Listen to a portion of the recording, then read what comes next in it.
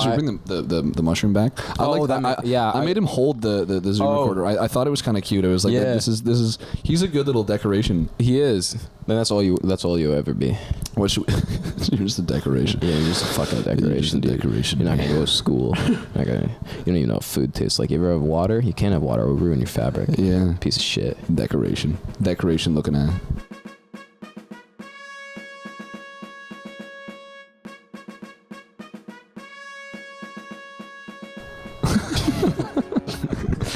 Welcome back to Rank Things, the show where we kings things bing rank. Royal rankings. Yes. We are recording so many episodes this week. So many. And we still have more to do, but this one I'm excited about. I'm so excited about this one. I'm pumped. I feel like I have a very predictable list, however. I also feel like I have a very predictable list for people who know me or have listened to the show. That makes me feel so much better because I have a prediction for you. And I thought it would be based off of knowing you. I feel like we should also pick a specific number for this one. Like pick a thing. Okay. Like just because I feel like right from the jump, I know for a fact one game that's on your list, and I feel like you probably know for a fact probably a couple that are on my list. I know one that's on your list, and you've always said that it is your favorite game. However, in terms of top 10 video games, I don't think you would put it at the top. I'm going to give you nothing for this. This is That's okay. We're doing video games today, by the way. Yeah. I don't know if I directly said that. Rankings video games. The title. People know. That's true. This is also the latest we've ever recorded an episode. We're starting this shit at 7 o'clock. Yeah, that's also true. We've been recording. We've been doing shit all day. This is why I was talking about like being like a job. It's because like now we're doing these bulk episodes where it's like this is actually like going to. It's not a bad thing. Mm-hmm. It's again a very good thing. But it's like. I am starting recording today at this hour, and I'm not talking to anybody either online or anything like that, except for like the 20 minutes that we usually take between episodes. Yeah. And we're just going straight through for like 5 hours. Yeah. 5-6 hours usually. And so that is very much a job worky aspect of this. And it does take physical effort to, by the last episode, still be... have any energy and like energized. That's why unfortunately we have to resort to substance abuse. But unfortunately we have to I have bad news. Unfortunately, I have resorted to substance abuse. We're doing video games today. Yeah. It should be a real I'm sure like most people our age, like you played either some or like I was a huge gamer as a kid. I don't really have the time to play video games anymore, and I just find it like I'm not playing games as much. Yeah. Also, a big part of that was that like we were teenagers for COVID, so I did play a lot of games during lockdown. Because there was nothing else really to do, so that's how I could talk with my friends was play games and stuff. Yeah. So very opinionated today. I've got a weird relationship with video games because they weren't very prevalent in my life. In my like actually personal life, I got my first actual video game console. So we had a Wii ever since like 2009. Yeah, I think so do we. I'm not counting that because, like, obviously everyone had a Wii. Everyone had a Wii, and that was like a party thing. That was like people come over and you're like, oh, we played the Wii, and like obviously like my sister and I played it, but I didn't have any of the games like Mario or anything like that. Like we had like Wii Sports Resort, and that's like what I played. They were all games that like kind of required. Why I've developed so many skills at Wii Sports Resort because that's all I played for a very long time. That's fair. And then when I was in grade 9. I bought myself my first PS4. The PS4 I still have, which looking back on it's like an 8-year-old thing now. Just fucking turn it on and it sounds like a jet engine. Well, I think they all did. My brothers did that too, where it's like fire the PlayStation, it does a little beep, and then you just hear... It's only started the loudness within this year, which I am very happy with. Because, like, again, for a PS4 that's almost 8 years old... Yeah. That's pretty fucking good. Good longevity. Yeah, so I didn't really start gaming at home until I bought that. But I played video games at other people's houses, and I really, really, really, really loved them. Mm-hmm. And that was like such an issue because it's like my family was not like a gaming household. There was nobody to share video games with as like a hobby. My sister didn't like video games, and my mom didn't like video games. I had my brother, so that was like we kind of presented a front. So that's how we ended up getting like I got a computer both to help me like with making videos and stuff and to play games on, and I think I got that in 2017. Okay. So I was in grade 7, and that really was when I started to play a lot of games, because now I was like, not only did I have like a really good thing to play them on, but also I could buy them digitally, so it was like if I wanted a game and I had the money for it, I just okay, There it is. Yeah. Then I just have to wait for it to download. But Yeah, I mean, it would have been 2017 as well when I bought my PS4. damn, look at that. I just would have been on the latter end of it. And you would have been in grade 8, and I would have been grade 9. That's true. No, I was in grade 7. So it was For 2017? Yeah, because I graduated grade 8 in 2017. So at the end of 2017. So the 2017-2018 year the 2016-2017 year is when you got yours. So I guess maybe I did get it in 2016, but I got it for Christmas. I think I got it for Christmas in 2016. Okay. Because I bought which is mine- the end of the year. So in my mind, it's like I had it 2017 going forward. I think mine was a I don't birthday even know. gift to myself in 2017, and I remember getting it. And I remember my mom being like, "Okay." Like, she was very, very cautious about it because, again, like, gaming was not prevalent in my family. I am the only dude in my family, and the only one that is remotely interested in video games. So it's looked upon very weird by like the rest of my family. I have cousins that game and stuff, but my youngest cousin, she bought herself a PS4 as well. Which I thought that was super cool. Because I was like, I don't have something to play with. Well, it's not even that. It's like I don't even know if I've ever played anything with her. But I just remember thinking like I felt like maybe I had some kind of influence in that. Because anytime they came over, I would turn my PlayStation on, and Amy did like sitting there and like watching me play games, or she's 5 years younger than me. She liked sitting there watching me play games or playing games with me, and like that was always a good thing for us to do. And like slowly as I got older, I started to feel more and more bad because I was like my aunt and uncle we're just like every time they come over, we don't do anything outside or anything like that. So I slowly started to be like, let's go to the park and stuff like that. But then I think Amy got her own. I like to think I had some kind of influence in that, and I was like I felt proud of myself for that because I was like that's good because video games I feel like they get a bad rep by a lot of parents. Well, especially because they're still like pretty new in the grand scheme of things. Like it was like actual like home consoles was the 80s. Yeah, and which it's especially granted like, now is like 40 years ago, but in terms of like film and television and radio, which are now coming up on like 70 years, maybe like I don't think we've had any of them for 100 yet. Yeah, maybe I don't know. Maybe radio. I think we've had radio for 100 years now at this point. I think radio was 1920. I just did an exam on it, so I would like to think. Technically, the first video game I think was over 100 years ago too. Yes, but I mean like video games where they were labeled home consoles and like labeled like not like a digital game. Yes, but yeah. So I guess we should move on to our predictions. Yeah, we should. So I'll say like let's do like you pick a game and try and pick what spot you think it's at. Okay. So that way we have a second thing to fall back on besides like okay we're both right, but who was closer to the number? Yeah. Okay, so I think I know this is a game you like, and I know it's a game that a lot of people aren't going to have heard of, and I've only heard of it because of you. I think you're going to have a game called Death Road to Canada on your list. I think it's going to be at number 3. Now I think that because again, not many people know about it, so it's going to be very hard to sway the audience. And I think that's why you're going to put it at 3, and you're going to have 2 a little bit more mainstream games, which I think I know what those are going to be too, but I'm not going to divulge until obviously we get into your list. My strongest prediction is that you have Skate 3 at number 1. At number 1, okay. That's my prediction. Okay. Because I feel like you can argue that. For your personal list, I feel like you can argue that as being a number 1. Okay. If not, it's definitely high up, but my official guess is Skate at number 1. Okay. So now, top 10 video games. I think you started last time, right? For when we did months, that was the last one we recorded. I don't know what order they're gonna come out in, but I think you started. Yeah, because I kept going right after you, where you said one, and I was like, "That's it's so jumbled now." Everybody's gonna watch like the first 7 episodes. This is so organized. It's and like, then no, you all didn't of a sudden, start last time. We're all over the place. It's like we've gotten to this point, and we're like we're sweating. Yeah. Okay. So my number 10 is something when I've because I've talked with friends before where we've like ranked video games before, and I've never put this on a list before, and I feel like this is kind of a weird take, but I've just had so much fun with friends, and this game specific. Originally, I thought about putting the like a specific one from the series, but I was like, I thought that was too broad, so I put specifically at my number 10. I put Quiplash from Jackbox.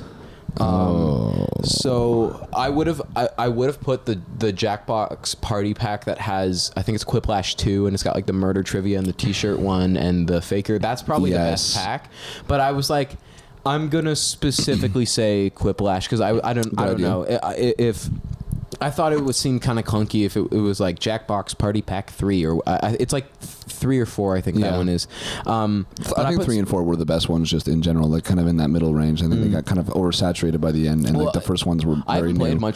much of the later ones, but I feel like probably a problem that they run into a lot at their thing is like, how do we make like new games that are still like simple? Because what's so great about Jackbox is that you have anyone over, anyone whether can they're play, a gamer or not. And it's like, okay, well, you have your phone. You're like, cool. Now just try and write something funny, and you sit back and you laugh with people. Like Quiplash is always, it's me and my friends back home. We eat it up, and when I introduced it, every time I show people here, they really like it. Like I remember Jackbox specifically, but playing it at the beginning of the year at I realized to say, I can say Emma's name. I don't think Emma. We were at Emma's place.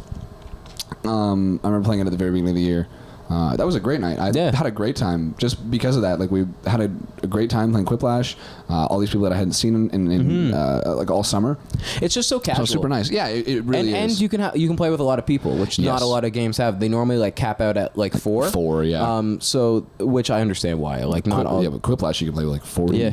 Like, and I like that insane? It's couch co-op. I like that it's Quiplash. I think it's like there's only room for 8 people to actually be writing answers, but the audience, you can have the audience and they can vote. So you can have it where like 8 players picked one answer, but if you have more than 8 in the audience and they pick the other one, then that one will win. Yeah. So it is like you do actually you have a huge audience, because I've ever seen Twitch streamers do it, and the audience would join. Yeah, like that's super cool. It's great, and I love couch co-op because we're seeing less and less couch co-op as we move into more like online, which I get. It's a little bit sad. Yeah, which like I do also understand why, because like for a lot of games, like it would be nice that I'll have my own screen and have everyone has their own screens. Like I don't dislike online games, but I do miss couch co-op. And Jackbox and more specifically Quiplash are very good at that. So my number 10, Quiplash. Alrighty, my number 10 is personally it is one of my favorite games. However, it is like kind of new, and in terms of like the actual like grand scheme of things, it's probably not that high up there on a lot of other people's lists, and that's why it's so far down on my list. If that makes any sense, it's Rocket League. I love Rocket League. I think it is a very unique game in the sense that, because I've never been too into the esports world. However, I do think that more and more people are going to start watching esports.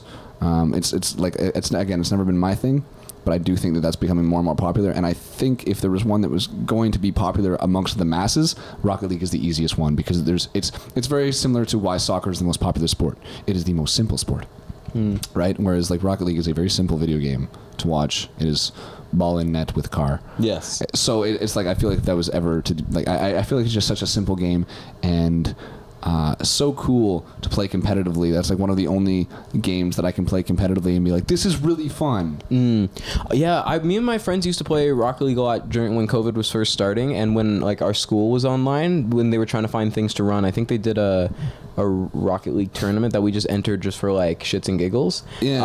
I entered. Sorry, I totally cut you off there. No, it's all good. So me and my like I had 2 friends especially who were really good at the game. So when we were playing online, there was like 7 of us, I think, and 2 who were really good. So we normally ended up, it would either be they were team captains and we would split up teams, or I think we'd put the 2 of them together, so it'd be 2 versus 5. Yeah. And we still would get our asses kicked. We would normally leave someone in net, but I always really liked the game mode Rumble, where there was all the extra items, like the thing that you could punch the ball away, because then that leveled out the playing field, because now it was 2 versus 5, and we had like random little eyes, so they had like, they were getting hit with so many things at once because there was 5 of us. So I had a lot of fun with that game, but I don't think I ever got good at it. I recently checked my hours on that game.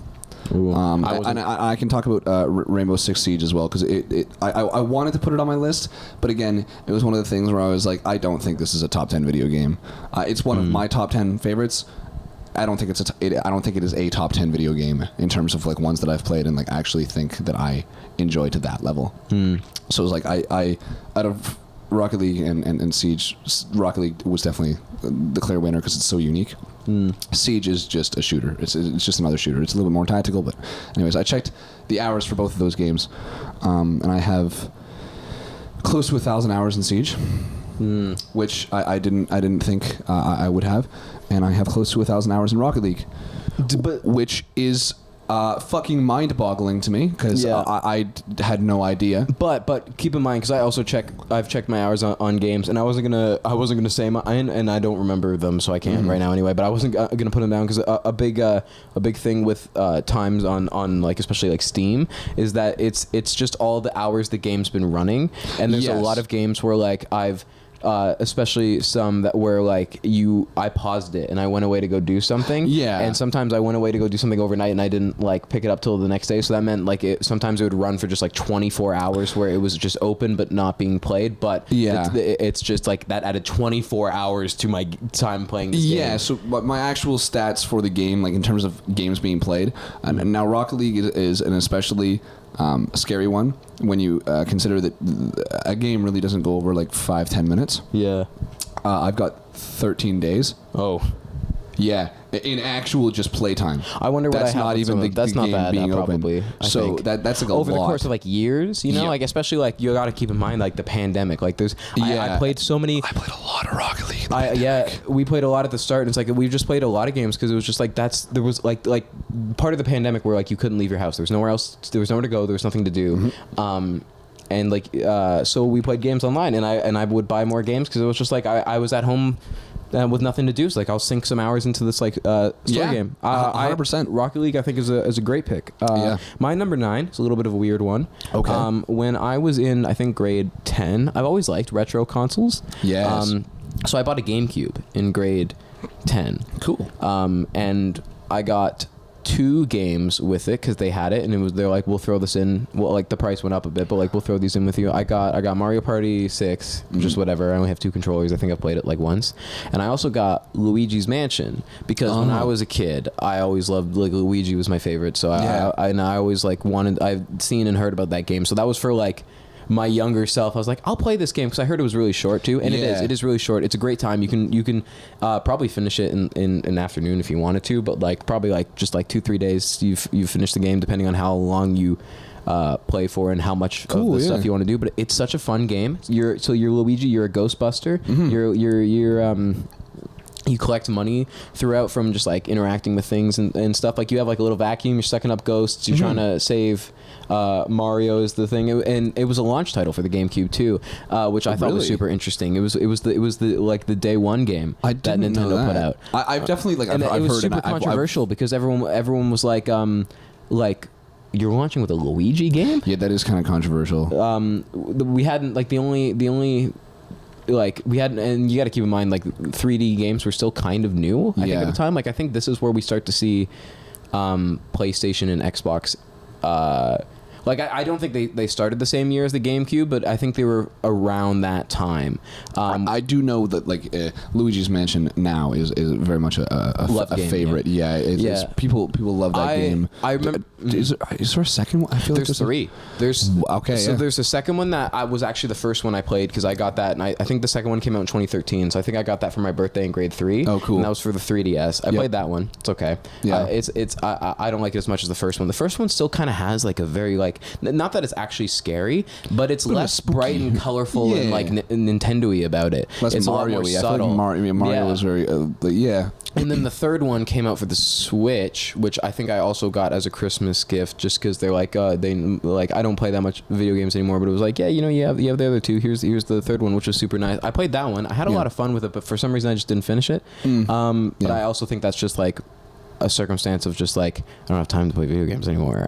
So story games are hard to come across. But that's what I like about Luigi's Mansion is that like at any point I feel like I could just like pop it in and like finish the game. There's not that much to 100% it. I've never 100%ed it because like you get money based on how like the ghosts will like just spit out like literally like bills and gold when you capture them, and also like when you like I don't know, you blow your vacuum at like a shelf and it shakes and money comes out. So you can get a lot of money, and based on how much money you got, that's the mansion you are rewarded with at the end, and it'll give you it'll be like A tier or B tier, whatever. That's cool. I've never got the highest one. I'm always like, wow, I've been playing. I think I've played it through like maybe twice, 3 times.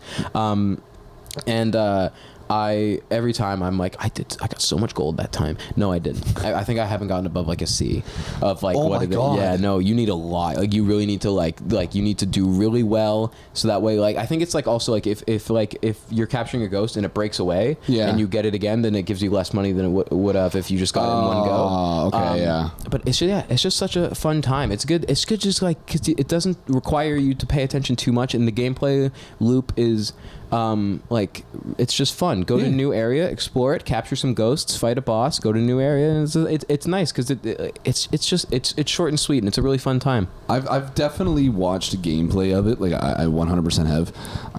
It's been a while for sure. Whoa. Wow. What that wasn't the That was a good microphone. whistle. That was just fully me. Soundtrack also slaps, by the way. I think I've heard a little bit of it. Yeah. It's very funky, but also kind of spooky, and that's what I like about it. Okay. Yeah. All right. Your number 9. So that was your number 9. My number 9. This one I feel just needs to be on here. I didn't want to put it very high because again, not one of my personal like all-time favorites. However, it has revolutionized the game industry. I think like I don't know if anybody can really deny that. Is it going to be Fortnite? It's Fortnite. Yeah. I didn't put Fortnite on my list because I agree there was a lot, like you cannot deny the juggernaut that it was and still is, but not as much as it was. You can't deny that, which I do agree with. I just know that it's not. I think there was. I don't know.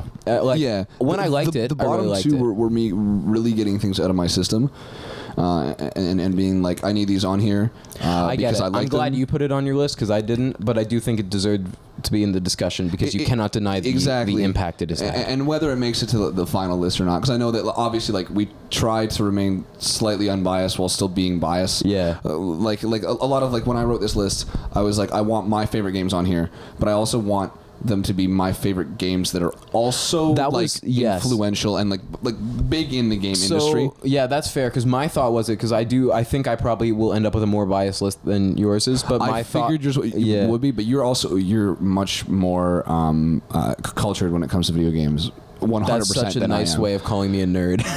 no,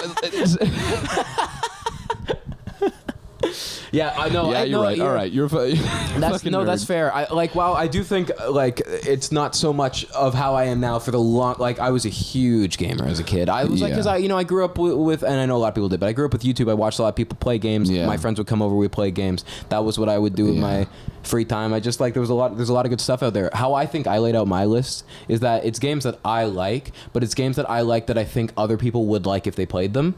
If they have that, like that's where you get like Luigi's Mansion, where I like it's a weird pick, and I like to be in the conversation for top 10 games of all time. But I do think I really like it, and I do think most people out there who like playing video games, like I feel like if you played it, you'd probably like it. When I liked a game, I stuck with it. Like that was my thing. I was like, I'm playing this, and so that's why like a lot of these I've played a lot. I don't have as many just in my repertoire, just because like I've. Don't get me wrong, I've played a ton of games, but like again, they were more prevalent in my childhood than they were in yours. Yeah, exactly. There's that, and then there's also the fact that just like I've played like a lot of also just like very unconventional games. I don't know what I said, but I meant they were more present in my childhood than they were for yours. Yeah, no, you got it right. You're good. Okay. So yeah, that's.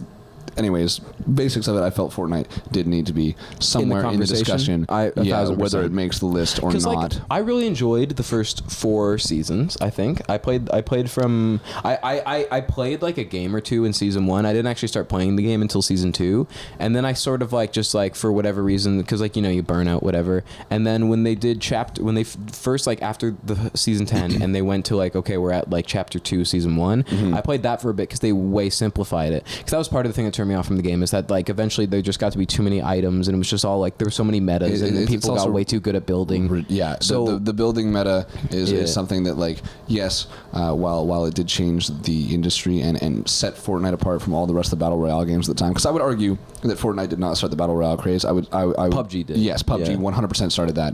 That they get that that title 100%. But they were nowhere, nothing, like maybe not even Minecraft was as big as it got it. I don't know. It's Fortnite changed the game in terms of like the whole building wall. Yeah. That like you still don't see anything like that, and you probably won't see anything like that. Yeah, for a I very long stopped time. having fun when it was like you shot at one person and then they were just like, and like they threw up the giant things. Like it stopped being fun. That's why like I kind of like it now is because they have no build mode. Yes, and so like, when they did the, I actually do enjoy playing it sometimes now because I'm like this just feels like a regular game and now. because like me and my home friends, we're all scattered across now because of school, and we all have different consoles. It's crossplay and it's free. Yeah. So we do play it from time to time. Like when they brought back the original map. Oh yeah, we played that. Yeah, we played a lot of that, and a lot of people did. I know, which was and that was super fun. And we played no build, and that made it more fun. Same. Yep. Which is so weird because you're right. That is what set it apart. But now when I play the game, I don't want to touch build mode with a 10-foot pole. Neither do I. Because I don't know how, like my muscle memory of how to build is entirely gone,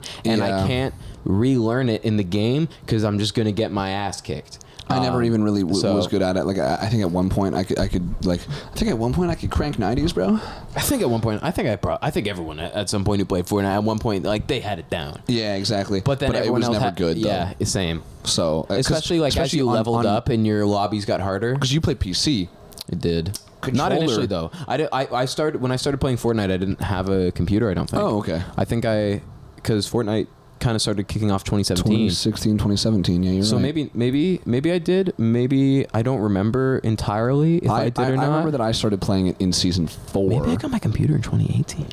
I don't remember, but I started on my brother's PlayStation. I know that I started before. Oh no, wait. It was 2017 that it came out, or started getting popular, because I remember playing it on my mom's laptop and playing with my friends because it was crossplay. But the laptop being horrible, not a gaming laptop, so it was not very built for laggy. a lobby with 100 people in it. Yes. So once I got my PlayStation, I was like, okay, I can actually properly play Fortnite now. This is sick. So. Yeah. Anyways, you're number 8. It deserves to be in the conversation. You were correct. My number 8 is also a weird pick, but it's a game that I really enjoy. Another good party game, another good couch co-op game. Okay. It's and I talked about this in an episode that I think will already be out by now.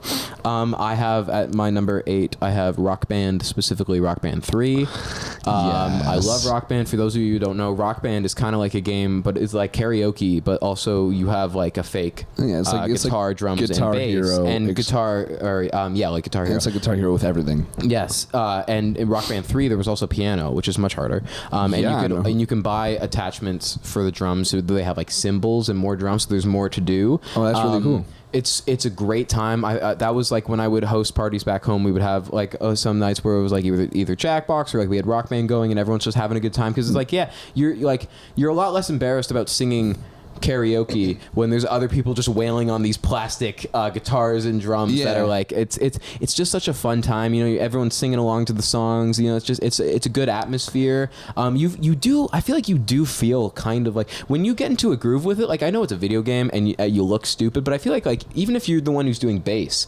it's the closest like feeling that like you kind of feel like you're in a band. Yeah, you kind of feel like you're a musician. It's fun. I never played Rock Band specifically, but I played Guitar Hero a lot with my older brother, my older stepbrother. For those that know me, and Lego are Rock Band and Beatles Rock Band are also really good. Yeah, Lego Rock Band still blows my mind. Yeah.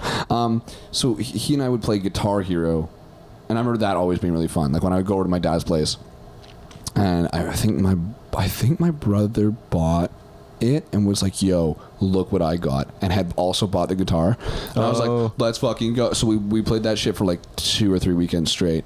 Yeah, that's like during COVID especially, like we dug out all the Rock Band stuff, and we played it for like so many nights just because it was just like it was something to do, and it's just such a good time. I like the Beatles one because like they had a lot of specific. They had a Green Day one too.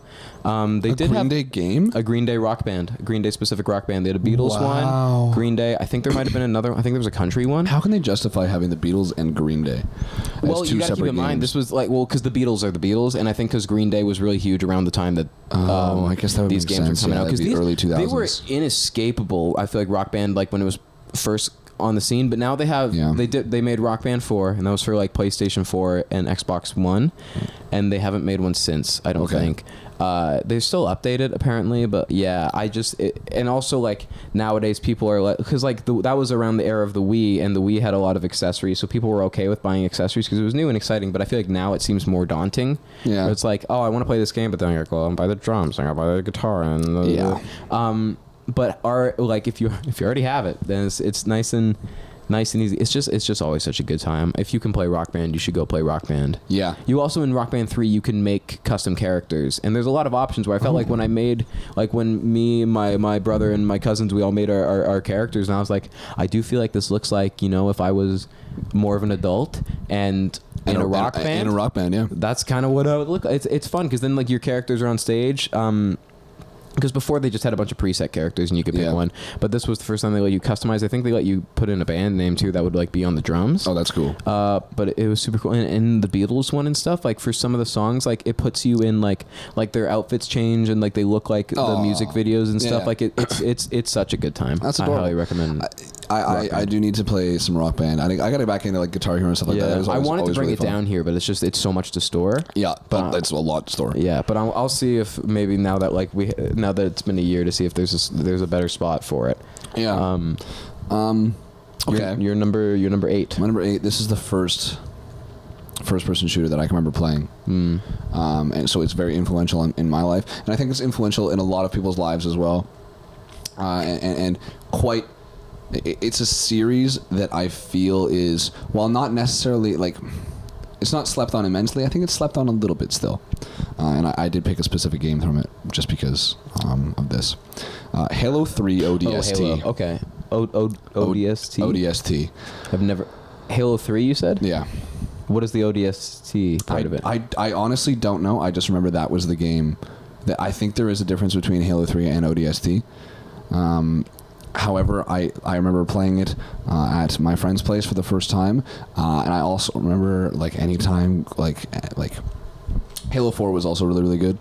So I can kind of lump them together, just Halo 3 and Halo 4. I think I played the first Halo. I knew a guy who had like the first Xbox. Yeah, my buddy had the first Xbox.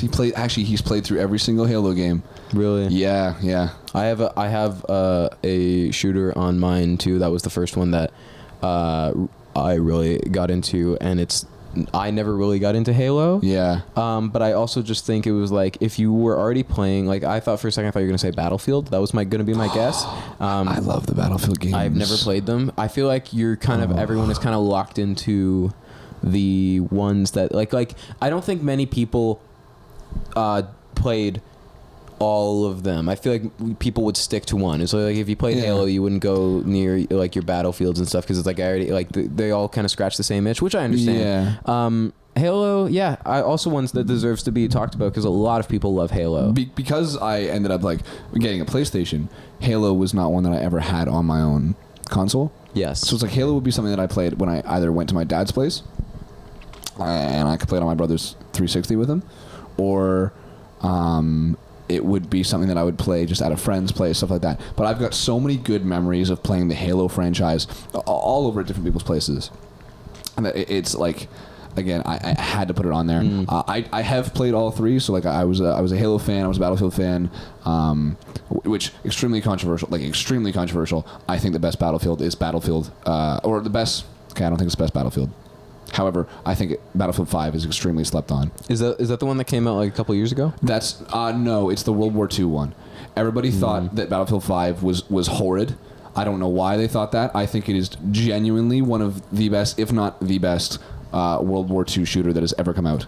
I remember whatever Battlefield came out in like 2021, I think it was 2022 maybe. It sucked. That's what I heard, but but from the trailers, people were really excited for it, and me and my friends were considering getting it because we're like, this looks pretty good. Yeah. But we didn't because then it came out and apparently a lot of people were saying it was bad. The reason people were excited for it is because this is by far the best Battlefield game was Battlefield 4. So the Battlefield series is really weird. They had Battlefield, like Hardline, Battlefield 3, and then Battlefield 4, and then they had Battlefield 1, and then they had Battlefield 5. Oh. Okay? So Battlefield 1 was named Battlefield 1 because it was World War 1. And then everybody was like, Battlefield. this is really fucking weird that you did this. And so they were like, okay, Battlefield 5. And that was their World War II one. Battlefield 1 was good. I found it to be kind of like, I found the UI just wasn't like... Well, that must have been hard because like World War One, like just technologically, like there probably was not nearly as much stuff to pull from to put in a game in terms of like guns and equipment. Yeah, which is why I really liked it, because it was a lot of carbines and like just like rifles and stuff like that, and like a few really clunky like machine guns where it was like, yeah, this was obviously the first machine gun. Battlefield 4 is widely regarded as the best Battlefield game. That was a futuristic, but not too futuristic view on things. So that one was... everybody loved that one. It also, a big part of the Battlefield games, it has destructible environments. So if you throw a grenade at a wall, the wall blows up. If you drop a bomb on a building, the building blows up. So like that was also like something that was really cool that kind of set it apart from Call of Duty, where like nothing fucking did anything. Like you could pump. Yeah, the most they did was in 2019 they added doors that you could open in multiplayer, and they added so many, which I don't like that. No, because I like because it's so like what I liked about and I'll just spoiler alert, I'll be talking about Call of Duty later. So will I. Oh really? Oh yeah. Okay. Oh absolutely will. So I didn't like the doors. I didn't really play much of the Modern Warfare series, but I know in Modern Warfare 2019 they added the doors, and I thought that was super weird because, or I just didn't personally like it because I didn't like the fact that like at any moment, like if I'm like sniping or I'm camping or just like anytime I'm running through a map, a door could just fly open and there's someone. I kind of like when it's just like it's scary too. Yeah, like they would slam open. Yeah, so I didn't like it that much, especially if there was so many. Like a couple is one thing, but like when it feels like most doors are open and closable, it adds too many variables to every time I go to any spot of the map. It's good to know that like point of entries is in this spot is here and here or whatever, like but I'm realizing now that I really should have put Battlefield 5 on my list because I actually have a ton to say about it. That's what I'm saying. I thought it was funny. It's like we didn't really talk about Halo all that much, which is funny. No, Battlefield 5 definitely should have gone. I don't know. It was one of my favorite games. I agree that Halo should have been spoken about, which is good. Yeah, no, I can't believe I didn't put Battlefield 5 right now because I'm thinking about it. I was like, that is. You mean Battlefield 4? No, Battlefield 5. Oh, the World War II one. Yeah, that one I underrated. Right. I do like Battlefield 5 more than Battlefield 4, only by a little bit, which I know like I would probably catch flack for that. But just because it was so cool the way they did it, they released it and they were like, okay, here's the guns that are in the game, and those were the guns that were available at the beginning of the war. And then as the game progressed over the next like 2 or 3 years, they released maps and guns like the war was going on, which was really, really cool to be like, oh, there's a new gun out. But it was like at the same time during the war. It was like a really cool way of releasing a game. But the one thing that everybody was like, it's not realistic. There's women. That was people were upset that there was women you could play as. That was genuinely something that people didn't like, was the fact that they were like, women did not fight in World War II. That's which also isn't true. They did. Yeah, I was gonna say like there's so much media out there that shows that they did. Captain America. It was a ridiculous. It was a ridiculous argument. How I remember sitting there thinking, what do you fucking care? That's so. Yeah, that's like it takes away from the realism. No, it doesn't. It's a video game, dude. Yeah. Like. Nothing about this is realistic. You have a crosshair right now, so you can see where you're aiming. You have a mini map on your screen. Nothing about this is realistic. No, exactly. That was one of the dumbest arguments that I ever saw for, and that was genuinely like the game lost ratings because of that. Just like incels being upset because women were in it. And that's I can't. Yeah. That's frustrating. It's very frustrating. My number 7 is very like I'm realizing that I do have a very, very biased list. This is another game that probably not many people have played, but everyone who has, I know, really likes it. This is also my only sports game. Okay. And it's not going to be one that people normally play. I have Mario Super Sluggers. You and I have played that. Yes. That was a ton of fun. I grew up on a lot of Nintendo games, and this is one me and my brother really liked. It's Mario Baseball is what it is. There was 2 Sluggers games. There was one for the GameCube that was like buttons, and then the one for the Wii, which was a lot more user-friendly because you were swinging the remote to pitch and to hit and everything. Yes. And it's such a good time because like, there's a lot of very unique maps you can play as, a lot of unique characters that do different things. Like it doesn't feel like there's a lot of people to pick from to make your team. So it feels like both people who are playing can have like a good team that they like with characters they like that are also going to do well. There was also this like really cool story mode that I had a lot of fun with. You can also play all the maps in the day and at night. Is that grammatically correct? I don't know. It's been so long. I was going to say at the day. I know that's wrong. Yeah. You can play the maps either in the day or at night, and depending on what one you do, they will like the maps change a little. Some of them don't. Like there is one that is like, here's just a normal baseball diamond, which is great. You'd want something like that. But then there's like one that's a cruise ship, and I don't think it does anything crazy during the day, but at night there's a giant squid. I think it might do it for both, but I'm pretty sure at night it'll tip.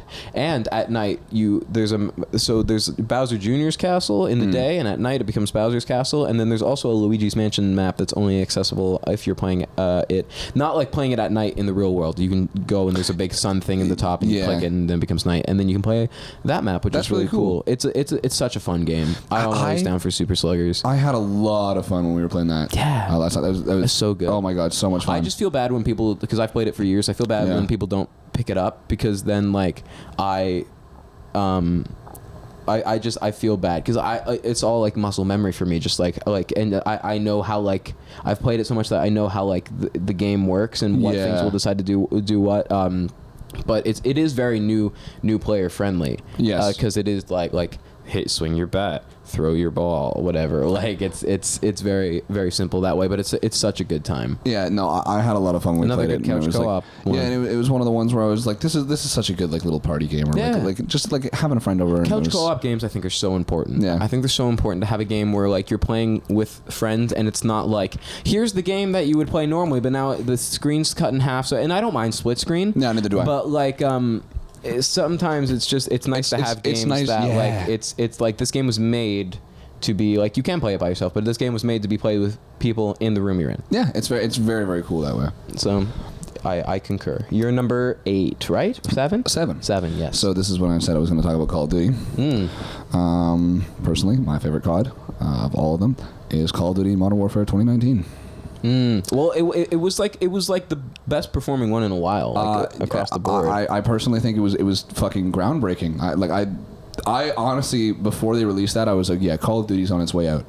They revived themselves for at least 5 or 6 years. Because Modern Warfare 2019 was very big for the like, player base. Yeah, like especially it's going obviously into COVID. Like it's dying off now, and like unfortunately, like I don't know if you've heard, but like Xbox is PS4 is wildly outselling Xbox at the moment, or PS5 rather. It's outselling it almost 2 to 1. Really, I don't know the exact numbers, but I just know from like people I talk to, I know very few people who bought the next generation of Xbox. I know a lot of people who have a PS5. Yeah, it's like I can probably count on one hand how many people I know who have the Xbox Series S. Is that what was the new one? I think so. I couldn't even tell you.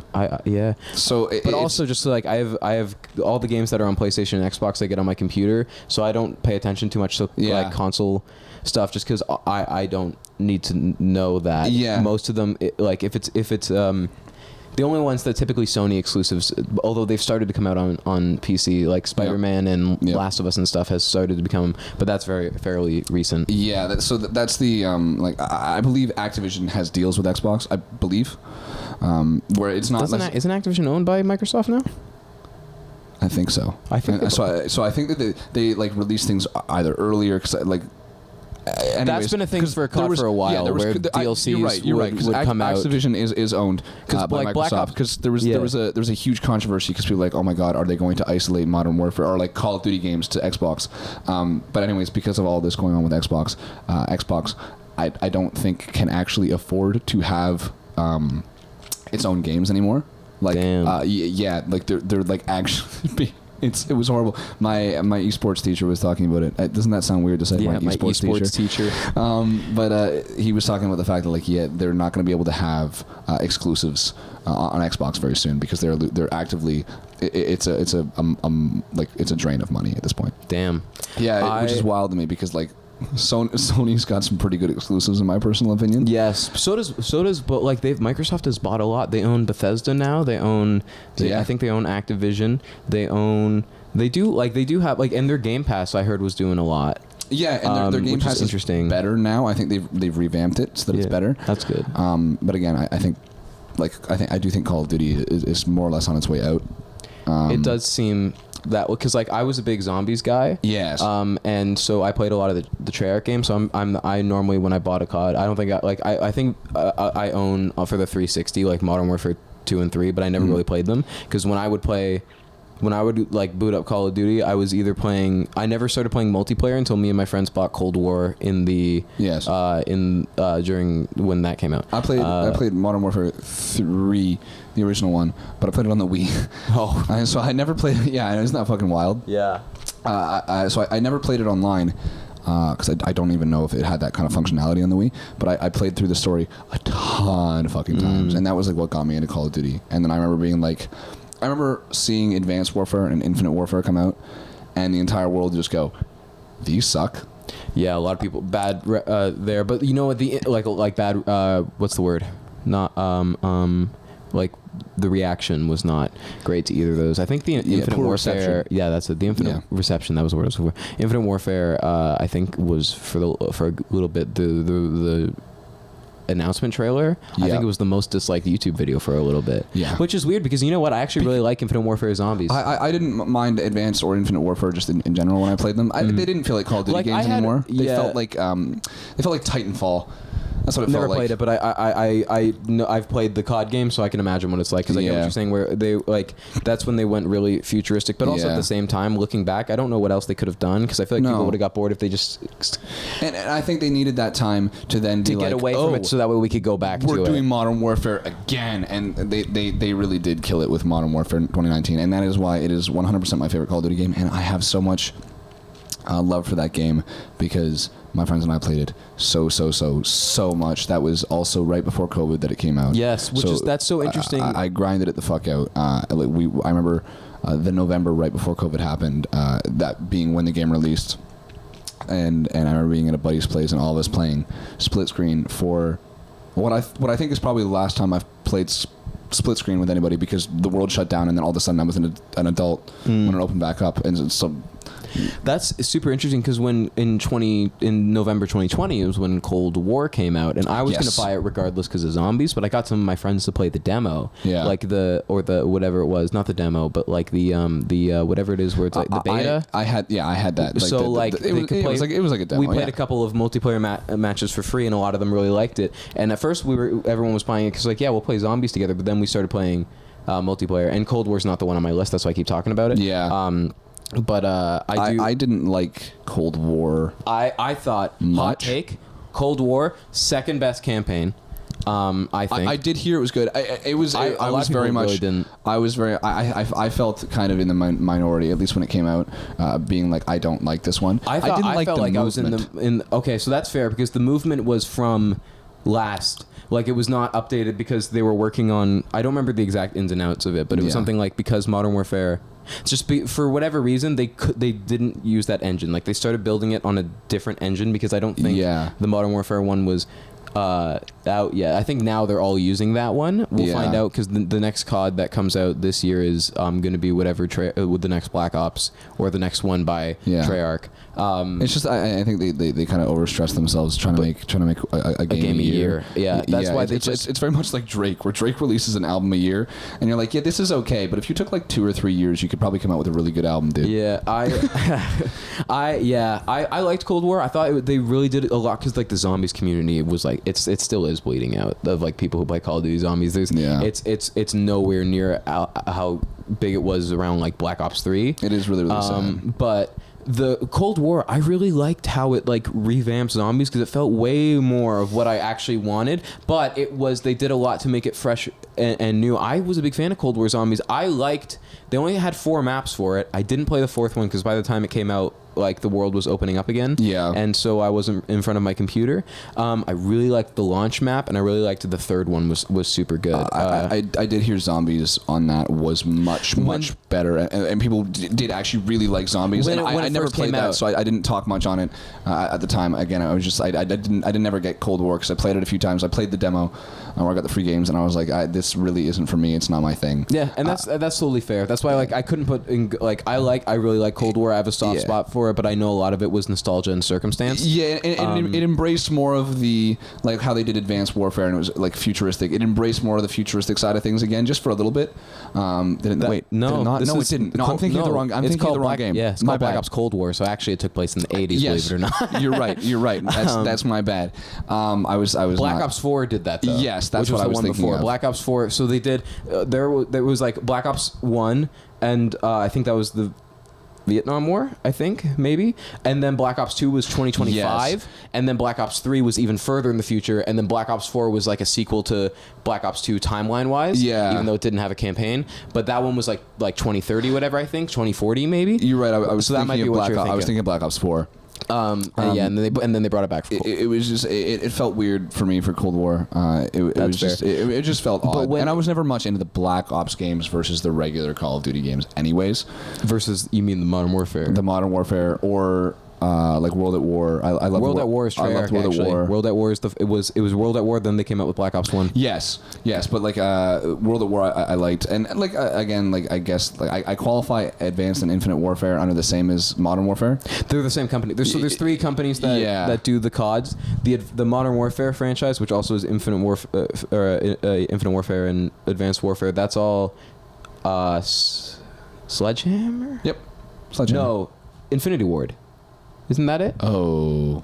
I think that's Does Infinity Sledgehammer Ward. not have? Sledgehammer does do a COD, but Okay. they didn't always. So then it was Infinity Ward and Treyarch, and that was Black Ops and Advanced Warfare, and then Sledgehammer I think like helped them develop when it was their Yes, season. you know way But more about this than I do. But then they let them make their own COD. I think their first Call of Duty was World War II, which was like 2018. Oof. And that was not very well received. It flopped. I remember But that playing was- it as well and being like, oh. And so they took them, but it was good to have Sledgehammer in there because then it gave all the other companies 2 years to make their game instead of one. Well, or maybe it was 3 because they would start making it while the other one was whatever. But it gave them all another year. Mm-hmm. But then they took that away, and they didn't make a game again until Vanguard, which also did not perform very well. No. And that's still, I believe, what is currently on the Warzone. I believe it's still a lot of Vanguard is still what is currently influencing Warzone. No, I think it's probably Modern Warfare 3 now. Yeah, I think they kept a lot of like Vanguard's. Not obviously physics, but I think they kept a lot of Vanguard's weapons and shit like that. I think they kept a lot of that in Warzone rather than Modern Warfare 3 because it was also not well received. Yeah, Modern Warfare. Yeah, which is weird. Modern Warfare 2 wasn't really that well received either. It was okay. Everybody was like post 2019. This is the newer Modern Warfare 2 and 3. Yeah, when Modern Warfare 2 came out, everybody was like, okay, this is all right. And then I feel like it was like that, and Modern Warfare 3 was coming out, and it was like, at that point, it was very obvious that they were trying to profit off of the fact that they had struck gold with Modern Warfare 2019. And at that point, everybody was like, okay, we liked Modern Warfare 2019 because it was unique, and you guys changed things up. You guys are not changing things up anymore. This is a money grab. Yeah. And so Modern Warfare 3 was not good. That's what I liked about like Cold War, though, is that it did feel like they were trying to do things. Anyway, we've been on Call of Duty for so long. I know. I was just thinking about this. I still have talking about this. And I was like, I still have a Call. I can't even see the time on this. I still have a Call of Duty game to come up on my list. 56 minutes. Is that what that says? Holy shit. Okay. So my number 6. Holy shit. My number 6 is Minecraft. Okay. Because Minecraft is a classic. Minecraft is a giant juggernaut. You cannot deny what Minecraft was. Everyone played Minecraft. I feel very confident saying everyone played Minecraft in some capacity. Minecraft is also on my list. I imagined it would have been. Yeah. Minecraft is huge. Me and my buddies had a Minecraft server over COVID. We tried to have one over the first year. I've had a few. I've played Minecraft with so many different people in so many different ways throughout my life. I have so many good memories associated with that game. I always go back to it time and time again. I've played a ton of Minecraft. Oh my god, yes. Yeah, you can go on YouTube and see why Minecraft is good. So many people have made video essays about why they love Minecraft. We've already been going for a while and we're not even in our top 5. We even knew we knew this episode was going to take so much longer. Yeah, it was going to be a big one. But yeah, Minecraft, it's just like a nice good like survival world with friends is such a good experience. So much fun. I even love playing like creative. I loved creative mode as well. Yeah, all the servers I had with my friends when we were younger were all creative because we were just messing around. Yep. Now we do it survival just because we we need something to do when we got in there. I don't know if I've ever actually beat the game. I just enjoyed the fact that it was like, oh, you're surviving and enjoying yourself, and it just allows you to be so creative. There's so much. much you can do with Minecraft. I used to and I still do. I get sick of it within like the time that I'm playing it. Like I would play it for like 2-3 weeks. I'm like, okay, I can go a few months without playing Minecraft, and then I would get into it again. Exactly. You go through phases with Minecraft. Yeah, exactly. It's an incredible game. Yeah. And I'm sure I don't need to really defend it. No, So, and I'm going to talk about it here in a few anyway. So yeah. you're number 6. My number 6, definitely one of my favorite story games, one of my favorite story series, if not my favorite series in terms of like the story and Sony actually developing it. Uncharted 4. Oh. Yes. Okay. I have actually. That's the only Uncharted. I haven't finished it. I've played me and one of my buddies. We used to play. Like I go to his house and we'd like pass the controller back and forth on his PlayStation. That's the only one I've played. But I've heard a lot of good things about Uncharted. Uncharted 4 holds a lot. I haven't played this game, so I'm treading into a bit of Uncharted territory right here. It's one of my favorite games. It holds. It has a very special place in my heart. When it first came out, I did not have the game, and I was not going to get the game because I had never heard of the Uncharted series when Uncharted 4 came out. And then I watched PewDiePie play through the entire thing, and I went, wow, this game is fucking awesome. And I think that's one of the only times I've ever watched someone play through an entire game. And then be like, I want to buy it? Yeah. I did and that so with, I ended up getting the entire Nathan Drake series. And I don't know if I've played through all of them 100%. I think I've played through Uncharted 4 100%. The only reason, that I feel that I can put it on my list is because I watched PewDiePie play through it like twice. And I know that I was very into that game. It was just like with story mode games for me, I always, I would go through phases. And I always found an issue. You gotta be in the mood for a story game because you're getting yourself like immersed into a character and a world. Mm-hmm. Sometimes a character that you kind of made entirely from scratch. Yeah, it's depending on the story game. So like story mode games, I always had an issue finishing. However, I do believe that I have played through and finished Uncharted 4 countless times. At least once, because like I don't again story mode games. I'm not really called to them very often. Yeah, that's fair. But this one is just so timeless and very good concept. Very, very good concept. Yeah. So like Indiana Jones. Yeah. About Uncharted, I had a thought, and I can't seem to recall it now. So I guess I will just move on. But that's a solid pick. I respect that. Oh, I was going to say a lot of my motivations to buy games, especially when I was younger, was from watching YouTubers. Yep. Was seeing 100%. them play a game like that looks incredible. I want to buy it. That's actually how I got introduced to the game that you were predicting would be on my list. Is it? We'll never know. We'll never know. We'll never know. No. Tune in next time. I love that joke. But that one I saw YouTubers play, and I'm like, that looks so sick. I want to play that. I remember my parents always being like, "You're watching somebody else play a game. Why?" But I was like, no, for their personalities, their entertainment. It's how they interact with the game. It's their wit. It's how like what. I was like, you don't get it. I was like, I'm basically test running this game, and I'm also watching this person that I really, really enjoy doing so. It's like you can watch any interview. Yeah. Like why are you watching this newscaster tell the news when you could read about it yourself? That's what I'm saying. Like you could watch anybody interview Julia Roberts. Why do you choose to watch her on Jimmy Fallon? You like Jimmy Fallon and the way he interacts with people. Yeah. That's the reason you do it. You could watch any old interview. However, you do choose to watch the talk show with him on it. So I agree. It's my number 5. It is your number 5. So this is my last Nintendo game I have on here, but I have a big soft you spot are a for Nintendo fan, and I do know that. I don't play as much of their, because like when I was young and I like those were just the games that my parents were like always knew that they could like for like I had a Wii U, and then I got a Switch, and those were just the games that my parents always knew that they could give us and not be worried about like anything bad being in them. Yeah. So we played a lot of Nintendo games, but I stopped around like when I got to high school and stuff, just because then that became cringe. Yeah. And then I started to pick it up again when I like around university, when people are now like excited to talk about games they played as a kid again and are excited to revisit them. Yeah. And I'm also like and I was okay with I was also looking for something different than Nintendo games, but like they were a big part of like my young childhood. Yeah. And I'm a big fan of the Zelda franchise, and so my favorite and I know Breath of the Wild is incredible, and I'm sure Tears of the Kingdom is incredible. I haven't finished it, but my favorite Zelda is Wind Waker. Really? It came out in 2003. Then the Wii U remake came out in 2013. And so that game is it's an adventure game. What's really fun about that one is that it was almost open world. I thought it was very revolutionary for the time. Is that like a big part of it is there's a bunch of islands around, and you're sailing around, and there's stuff to do in the water. I over the course of like, there was a time, I don't remember when, but there were like, we had like 5 snow days. Mm-hmm. We had like 2 snow days of the weekend, and then another snow day, I think, and then like we were back to school, and then another snow day. It was crazy. So I beat the whole game, and I had like a little notebook because there was no way in game to keep track of things. So I had to write stuff down. Like someone would say something, and I'm like, okay, that sounds important. And I felt so immersed, and I felt so much like I was sailing around and exploring and do this. It was such a good time. I loved that game, and it's not too difficult. So if people trying to get into the franchise, it's the one I would recommend to play. Okay. And I love that game. I was that Link for Halloween in like grade 5, I think. Okay. Yeah. So I love Wind Waker, and I love a good Zelda. It's just good because they're puzzle games, right? Because the dungeons and stuff, they're like a bunch of puzzles and stuff. So it's good because they make you think. You feel very I like rewarded. games that make you think. Yes. And like especially like adventure games, or one of my favorite I don't have any on. Oh, I guess I do. I have a few on here. You know what's crazy? I'm wearing my glasses, and I actually can't make out anything you've written on your list. I can see it. I can't tell you a single thing. That's insane. Yeah. Hell yeah. I think a big part of that's just also lighting and how it's like it's written sideways. So that's true. If you see me glancing at it, just know I cannot understand a word. It's okay.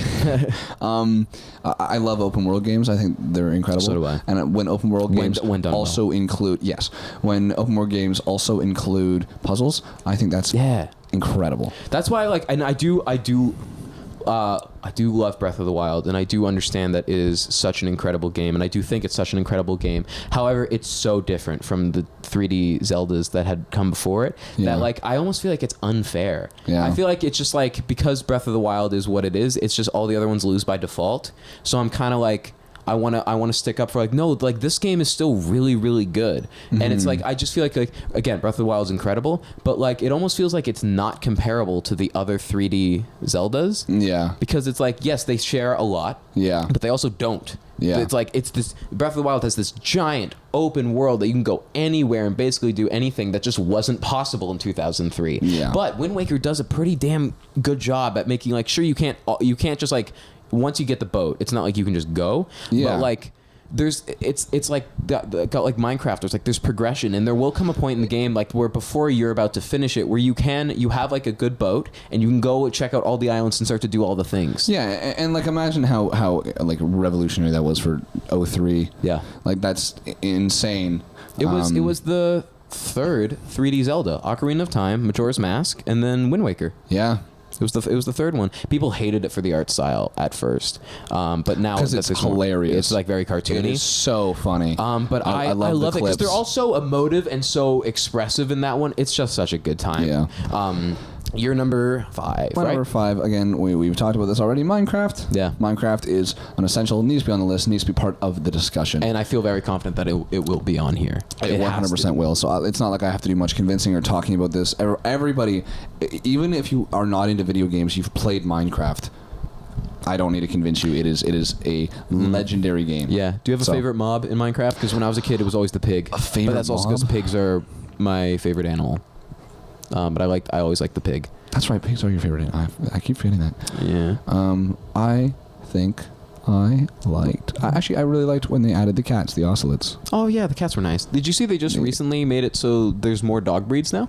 I did not see that. In the newest update, there'll be dog breeds. They continuously update that game, and they do it well still, to be honest with you. There's a lot of good updates. There's a lot of them. I found recently that there's a lot where like I'm kind of like meh. Because like the new one they did, it was like archaeology, and now there's like a duster, and there's specific, it's like suspicious sand, I think it's called, and it's like you can brush it away and find fossils and stuff. That feels too much like a mod for me. That doesn't feel like vanilla Minecraft, and I don't love that. But also I understand that you have to do stuff like that to keep your game relevant. Also, especially with like Minecraft, you got to add as much stuff as you possibly can to that game, because it is about progressing as like, not necessarily as a society, but It's all about the building progression. Building yourself And that's up. what I also really like about Call of Duty Zombies is that you start on round 1 with your pistol, and you're trying to survive for as long as you can. It's like I love a good a good build. It's the thing about Zelda too is that like you start and you have this really shit sword and you have a shield, but as you go on, you get like more items, you get more fun, unique items. Like a game with good progression. I do like good progression. Is it's always why I like playing gun game. Gun game was always such so a fun. incredible. I was gonna get to that when I get to my. Oh, we haven't even reached your COD, have we? It's my next one. Number 4, my favorite Call of Duty is Black Ops 2. Okay, I probably could have seen that coming. Yeah, I love Black Ops 2. I know the zombies was controversial on launch. In retrospect, people seem to have a lot more of appreciation for the the variety of maps in that one, because for the longest time the on disc map for that was regarded as the worst zombies map of all time. Yeah. But at the time, that was the third Call of Duty game with zombies. We now have like probably like 6 or 7. Yeah. So it's but I love Black Ops 2. The campaign, in my opinion, is the best campaign. I love that it gives you choice. Your decisions can impact and so that way it's more replayable that way, which is something I think the COD campaigns really lack, is replayability sometimes, because it's not like it's just like I'll replay some of them, but it takes years. Yeah. Not for Black Ops 2, because I can play it like 6 months later or whatever. I don't know normally, but and I can do it different this time. Yeah. I love the zombies on that. That's the one that has like a Mob of the Dead. That's the prison one. Yeah. There's a lot of Buried is the one where it's like a western town that, because the tectonic plates have moved, it fell underground. Yeah. That's like it's such a good vibe. The BL2 multiplayer scene. Well, I wasn't a part of it because I was too young. I wasn't good at it, and because I wasn't good at it, I didn't want to go and play it because I didn't want to get bullied in voice chats. Yeah. So a lot of that happened. Yes, the COD community is very toxic. Still somehow. I don't know. Especially, did you hear about all the stuff too at Blizzard? All the misogyny and stuff. Oh no. Yeah, it's the company, because Blizzard was like the platform for COD on PC. I don't know what the relation to Activision is. But Black Ops 2, I love gun game in Black Ops 2. What me and my friends did also in Cold War, because this is like my house rules that I tell everyone we do it, because it's so much more infuriating, but it's so fun. For you, those of you who don't know what gun game is that everyone starts with the same gun, and every time you get a kill, you go up to the next one until you've done all the ones in the list. It's normally about like 20, and something you like end that. with a knife. Yes. Almost always. Yes. Yeah. You normally end like your guns get shit as you get on. Yes. And it would normally be like a category, like you'll start and you'll do all the pistols that are in the rotation, and then like shotguns, and then you get to like assault rifles, machine guns, and then you start to go to the weirder ones like crossbow, rocket launcher, whatever. Yeah. But if someone melee kills you, you go down a gun. In the settings, you can make it so if someone melees you, you go back 10. So we play gun game setback 10, and there's always one fucker. Every time I've done it, there's always one fucker who decides that the only thing they're going to do is melee people. And it would drive me absolutely crazy. But when I look back, it's so funny, and it was such a good time. But I would get so angry at these. But we're all friends, right? So at the end of the day, when we're like insulting and yelling at each other, we know we don't actually mean it. Yeah. But it's so much fun, because like you'll be sitting there, like, you're about to win, and then some fucker just stabs you, and now you're back almost at the start. I can see like some of my friends getting extremely mad at that. It's extremely so fun. The Black Ops 2 campaign, people are so nostalgic for Black Ops 2. Yeah. And it's such a fun game. And Black Ops 2 takes place it's like a second Cold War that really starts in 2025, which is next year. Yeah. And in a little bit, Black Ops 2 will take place in the past, which is crazy to me. But I love Black Ops 2. I don't want to cut you off. However, I did just notice that this thing gave me a low battery sign. That's perfect. I was just wrapping up my point. So, we'll be right back. So jumping back in, it's your number 4. My number 4. Oh, what a wonderful game. I've got so many good memories of this game. It's a big series, but this is most definitely the best one of the entire series, and I don't care if you think I'm wrong, because I'm not. Assassin's Creed Black Flag. Actually, I did play the Assassin's Creed game. Yeah. I actually had a friend where we swapped. I gave him Wind Waker, and he gave me, it might have been Black Flag. Is that the one where do you very early on in the game have a sword fight with someone on a ship? I mean, yeah, it's the only pirate one. It's pirates. That might have been the one I played, because I remember I liked what I was playing, but then I couldn't beat that fucking sword fight, and I never played it. Really? But also I'm in grade 4 or whatever. I got stuck. I've never beat the game. It is a very long game because there's so many collectibles to grab as well, especially if you want to do 100%. It's very long. I got to a very difficult level where I had realized I did not play the game very correctly, and I was very, very happy with getting cosmetic items. So I was like, yay, I made my sword look really cool. I made my guy look really cool. But you weren't ready for the... But I didn't upgrade my ship ever. So I got to the end, or not to the end, but I got to a very like big, the end game? very big boss battle. I don't know if it was like the end or not. Like third act of the game. Potentially, I think so. Again, it's been so long since I made it to that part of the game. I've been slowly replaying through it recently because I do want to actually get to that part again and be like, I'm going to beat that ship. And it was this huge fucking boat, and there was no chance of me ever beating it. Like, no chance ever. I'm like, that does sound fun, shit. like a fun one. I think if I ever get the time again, like I would like to. You should really try, especially really if that is the one out. I did play. I'll try and find that out and let you know, just out of curiosity, because that would be the only Assassin's Creed game I've played. Yeah, I have something very similar to the cosmetic problem in a game that I have coming up, where like I did like something like that with the first time I played it. I like Assassin's Creed. I like, and again, this is another cold take. I think Assassin's Creed Valhalla was actually really cool. Was that the new one? No, it's newer. It's about Vikings. It's the Viking That could one. be cool. And a lot of people I like really... the Vikings, my favorite football team.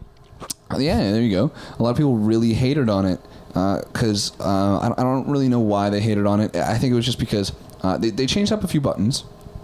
They changed up some of that, which is a little bit whatever, and it took some getting used to. But I think people were like, this doesn't feel like an Assassin's Creed game because it's not it's... I don't know, there was a lot of traveling, and it was like, it felt like a Viking game. But that's what I liked about it. Yeah. And it was also like a big part of the lore of Assassin's Creed is there's the Order, and whatever, and like there's they're like the ongoing bad guys. Yeah, and then there's the Guild of Assassins or whatever. I nobody quote me on this shit. I never remember any of this. I know I'm gonna get fucking flamed. But there's basically like there's a whole bunch of different assassins, and there's I think it's called the Order. That's the whole bunch of bad guys, and in this one, a lot of people I think argue that it's like, oh well, they're not really anywhere close to where they would be at the time. Like, well, how did he encounter the assassins? How did he become an assassin? He's not really an assassin. He's just a Viking that an assassin gave hidden blades to or whatever. And I was like, no, it's actually like a lot of fun, and like you have to pick your way through like these mini bosses to find bigger bosses, so you can get to like the head boss, and like it was really really cool. And like I was playing through it as well. I haven't beaten it yet, but it's one that I actively would like to continue playing, and I would like to beat it because I found it really cool, and I've always found Vikings fascinating. Yeah, Vikings are so cool because they're not pirates, but they're close. They're like kind of close, but they're also like, I don't know. There's something so cool about them. I was talking about this with my roommate the other day. Vikings actually traveled a lot further than anybody ever thought they did. Vikings like were in like the Middle East and shit. Really? Yeah, because they were also had the most advanced sailing techniques out of anyone at the time. Because Vikings were prevalent, very prevalent, like the 1100s, like Is it like Viking ships were the ones where they would be like big boats, but they'd have oars sticking out of the side, and they'd have people in there that were just like rowing? Yeah, but the thing about Viking ships that was very very special is, unlike a lot of other ships at the time, they could go across oceans, and they could also sail up rivers, all in one. Rivers were really shallow, and so a lot of the time, if anybody had a boat that was for the ocean, boat by Viking. Yeah, just like at the like an ad, like, do you want your boat to go across ocean and upstream? Boat by Viking. I don't know. I don't know what Vikings say. I know the pirates got like the R. I don't know if Vikings have anything, because I was gonna be like boat by Viking, and then like. I mean, they were all like Swedish or whatever, so they probably just say like, Jingleskog. What a reference to when we ranked IKEA furniture. Yeah, go check that out from the original series. Or don't. I don't know if either of us could care less. There's no video for that one. But it's just like every now and then furniture gets put up on the screen. Yeah, it's not that I don't like it. I just feel like it was one of the, like, we've talked about this a million times, so I'll be very quick with it. Like, it's not that we don't like it. It's just that we felt like after we recorded it and everything, we found that like, well, I guess it just we just didn't have as much to say, and it was a funnier idea on paper than it actually was in execution, is what we found. However, that is the number one episode people bring up to me. Yep, Everyone brings up the IKEA one, and I don't know why. But it's usually the ones that you hate the most that people love the most. Yeah, that's true. So that's what I've always found. Anyways, yes, Assassin's Creed games, very, very good.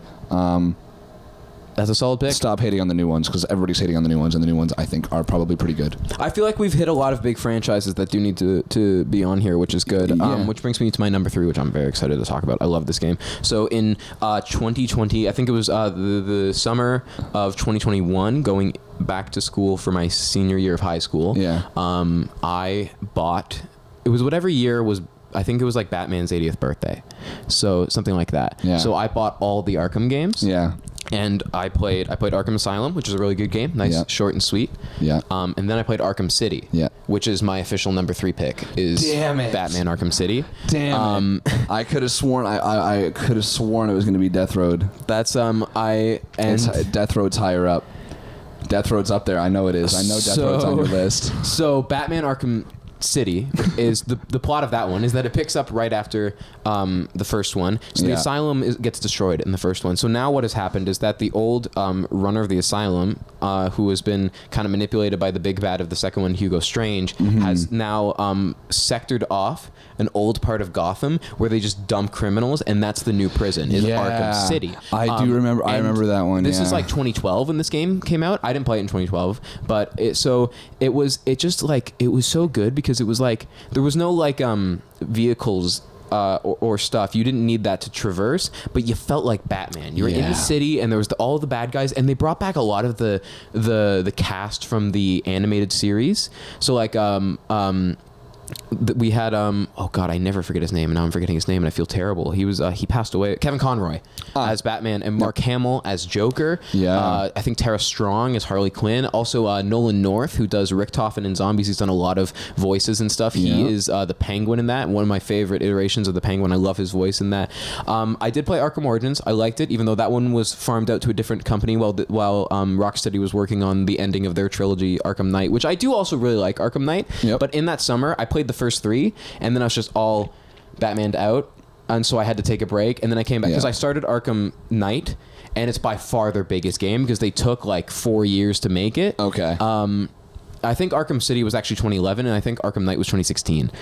So it took them a while. Yeah. And it's a really good game. I don't love the Batmobile mechanics, but I don't hate it as much as everyone else seems to, because I do appreciate that now there's one of them with a Batmobile. I do really like it, but Batman is one of my favorite IPs out there. I love so much Batman stuff, and playing that game for the first time, and I've gone and revisited it countless times doing the new game plus. It was the only Arkham game I 100% completed was the story mode, not the whole game. I didn't do all the combat trials and everything. I just the love that I felt for that game the first time I played it, I'm like, this feels like Batman. It was such a good time. I love Arkham City so much. That's also one of the craziest twists in a Batman story in a long time that I don't want to spoil. But something happens to a big player in that game, and also it was just had a good twist. It was an incredible story, so good. I love Arkham City. Actually, so ridiculously similar to your number 3. To my number 3. Batman, I know, is your favorite superhero, and it is widely known that my favorite superhero is Spider-Man, and so my number 3 is just the Spider-Man PS4 series, just in general. 3 great games. Haven't played the second one yet because I don't have a PS5. The second one like Spider-Man 2, or the second one like Miles Morales? Spider-Man 2. I've played through these are some of the only story mode games that I have finished and then finished again. That's with me, like the Arkham series. Yes. That's like the only franchise that I've gone back and actually. I haven't really replayed Origins all that much, but like specifically Arkham Asylum and Arkham City, I've probably beaten those games like 7 or 8 times. I also played the old Andrew Garfield one when it came out. Oh, really? Yeah, back in. Damn. Fuck. I guess I didn't play when it came out, but I probably played it back in like 2015, so it would have been 3 years after the original game's release. I played it. It made me feel like Spider-Man a bit, but it was kind of eh. And then this one, this I watched my brother play it. Slaps. Because when it just came out on PC, but I don't really have the time or money for it because it's like a $70 game. I just have other stuff that I could use $70 for right now. Yep. But it does look really good. I remember watching my brother play it. And I think I watched Jacksepticeye play it because I was just curious and I just couldn't play it, and it does look really good. I love this game. Jacksepticeye's a good person to watch play it because Spider-Man's also his favorite superhero. Oh my god, I love it. It's so good, and the story mode is so good. You feel like Spider-Man. I would imagine the same way when I was playing Arkham City. Exactly. I felt like Batman. Exactly, and it's one of the only ones where I was like, this captured the essence of what it was like to swing around the city. That looked so and cool. The missions and just the movement in that game is so well done. Oh that's my what I god. love about, and that's what I really like about Arkham Knight is that they really streamlined. They did change some of the buttons from the other one, so that's the other reason I don't play Arkham Knight as much. Is that I just know from the first 3, I'm like, this is the button for detective mode, and this is the button for like this and that. But then in Arkham Knight, it's different. Yeah. But I do love, like, in Arkham Knight, there's so many moves and stuff you could do. So when you're being Batman and you're like up in the rafters and you're sitting there, like, you yourself, like, okay, these are the resources at my disposal. Here's the best way. How do I go and like pick off these people one by one? And it's like, that feels so Batman that I imagine in the same way that the web swinging in Spider-Man feels like like you feel like Spider-Man. Yes. And that's why I'm so excited to play the second one, because first of all, both Miles and Peter being in the same game, being able to switch between the two, that's such a cool concept. Venom, one of the best villains of all time in Spider-Man, and the movement in that game looks 10 times better than the original. I'm so fucking excited to play that game. I specifically don't know any of the story because I made sure that I did not see any spoilers. I stayed off the internet. I stayed off the internet. I didn't talk to anybody about the Spider-Man game when it came out. I was like, I'm playing that game at some point, and I'm going to see the story for myself. I've done that with a few games. I did that with, I watched YouTubers play the first 3 Telltale Walking Dead games, and the 4th one was coming out, and it was going to be the last one. And I was finally like, and then I had bought and played the other ones. But the thing is, they're choice games. Yes. And I knew like what choices did playing those first 3, so like, I'm not going to look at anything for the 4th one. I do really like those games. That's not my next one though. But I did that with Tears of the Kingdom, which I still haven't finished, but I avoided that like the plague. And I'm currently doing it with the Fallout TV show, which brings me to my number 2, Fallout 4. Specifically, that's okay. Yes, I knew Fallout 4 was going to be on your list. I knew it was going to be. I didn't know if it was going to be number 1. I thought Death Road was going to be at 3 because not as many people knew it. I thought you were going to put Fallout 4 at 1, and then I thought Arkham or just a Batman game. I didn't know which one, but I thought a Batman game was going to be your 2. That's what I thought your top 3 was going to look like. You had my top 3, you just didn't have it in the right order. Yeah. Which is pretty sick. Yeah. Fallout 4 is my personal favorite. It was the first one I played, and I'll talk a little bit about why I really love it and why. But like, it's actually like probably like it was. Like, when it came out, it was well received, because the thing is most definitely was. The biggest criticism that I see like ride or die Fallout fans say is that it doesn't feel like a Fallout game. Because, like, you know what? I'll admit, after I've finished Fallout 3 and I've started New Vegas. New Vegas is pretty across the board known as the favorite, but there's a big Fallout 3 audience. Yep. There's a lesser size Fallout 4 audience, and there is an even smaller 76 audience. But I own all of them. I think the only one I don't own is Fallout 2, but I've never played Fallout 1 because those were made by a different company, and they're a lot more like RuneScape. I don't know if you've ever seen them, but it's very different games in terms of gameplay. Also, I can't really get into Fallout 3 in New Vegas because they're older, they look older, and they have a lot of jank. And when you don't have the benefit of the nostalgia for that stuff, like, my first game was Fallout 4. That was 2015. That was a PS4 game. It looks really good, and there's a bunch of classic Bethesda bugs in it, sure.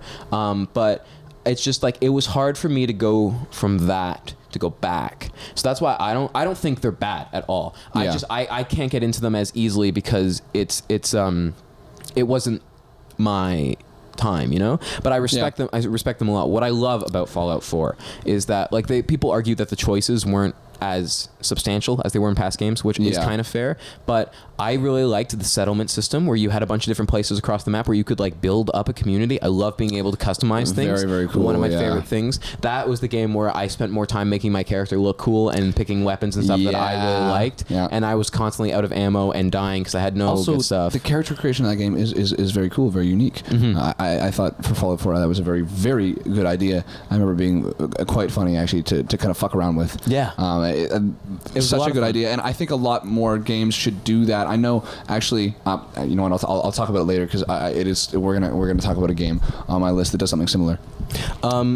So yeah, Fallout 4. You can also they changed a lot. So it used to be in the previous 2 Bethesda Fallout games, it was that like you would find a weapon and it had like a health bar. So the more you used it, it would go down. I really hate that mechanic in games. Personally, I hate that. Me too. The only one that I think I like it in is Breath of the Wild, because otherwise you would just use one sword probably the whole time. It forces you to use more weapons. That one I'm okay with because it's very different. But in Fallout, I kind of just want to like find my stuff and stick with it. Yeah, especially when it's scavenger based, it's kind of more of a dick move. Like Fallout 4 is very much like a looter shooter and less of an RPG, it does have RPG elements. And my big defense for Fallout 4 is like I didn't play the older games before I played it. I was a new fan at the time. I still think Fallout 4 is an incredible game. Is it a good Fallout game? We can debate that till the cows come home. Yeah. But I still think it's an incredible game. What they did with the weapons that I really liked was, they added legendary enemies, so they would, when you would kill them, their health bar would go back up, and then after you killed them, they would drop a legendary item. It'd be a random armor or weapon piece. So those were good, and also they got rid of the weapon degradation system. I think that's what it's called. And instead, there was a workbench where when you're leveling up, if you put your points into the right perks for stuff, you would unlock more modifications you could do to these weapons, and I love that way more. Is that now I'm like spending time to like craft and make these better. There's some of them that are really good by default, but you can make them better, and that was way more fun. I just have so much. I've put so many hours in that game. I've done all the endings. I've done all the DLC. Yeah, it's such a. I've owned that game for like 9 years now. So I've played it pretty minimally. I do know that when I did play it, I did enjoy it. It was a very good time. The companions are really fun. Yeah, that is. There's cool, a lot of it? like, and even like, because I play it on a computer, so I have like a lot of things that I want to change about the game. I've been able to like I've added backpacks and stuff, and I really like the survival mode where you've added they get rid of fast travel. You can no longer fast travel, which is a huge changes the way you play the game immensely, because now you actually have to plan routes, especially in early game. You have to actually sit there and think a bit about where you're going. It also makes it that your character gets hungry and thirsty and tired, and you get addicted to alcohol and chems being that world's drugs. That like there's chems where it's like it'll give you like higher strength for this little bit of time, but your character will get hooked to them, and you have to use like either different items or go see a doctor to fix it. It adds like these survival elements, which is way more fun. But one thing that drives me crazy about it is that it makes ammo have weight. And I'm okay with carrying around less weapons because it makes everything heavier. It's survival mode, so you can carry around less. But it drove me crazy that I was like, okay, I'll carry around only like 2 weapons. Yeah. But just let me keep my bullets, you know? So that way, I like if I'm in a pinch, I'm not I have like weightless ammo. I also have it so that way there were some things where it's like there's some clothes you can wear, but if you put armor over it, you can't wear that outfit.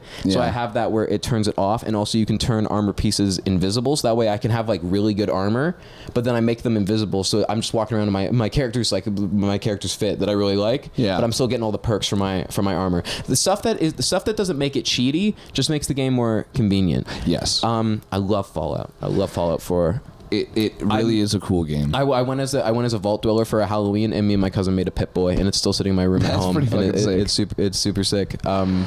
You're number 2. Yeah, and here is once again we're down to my top 2, and it determines whether or not you were right on your prediction.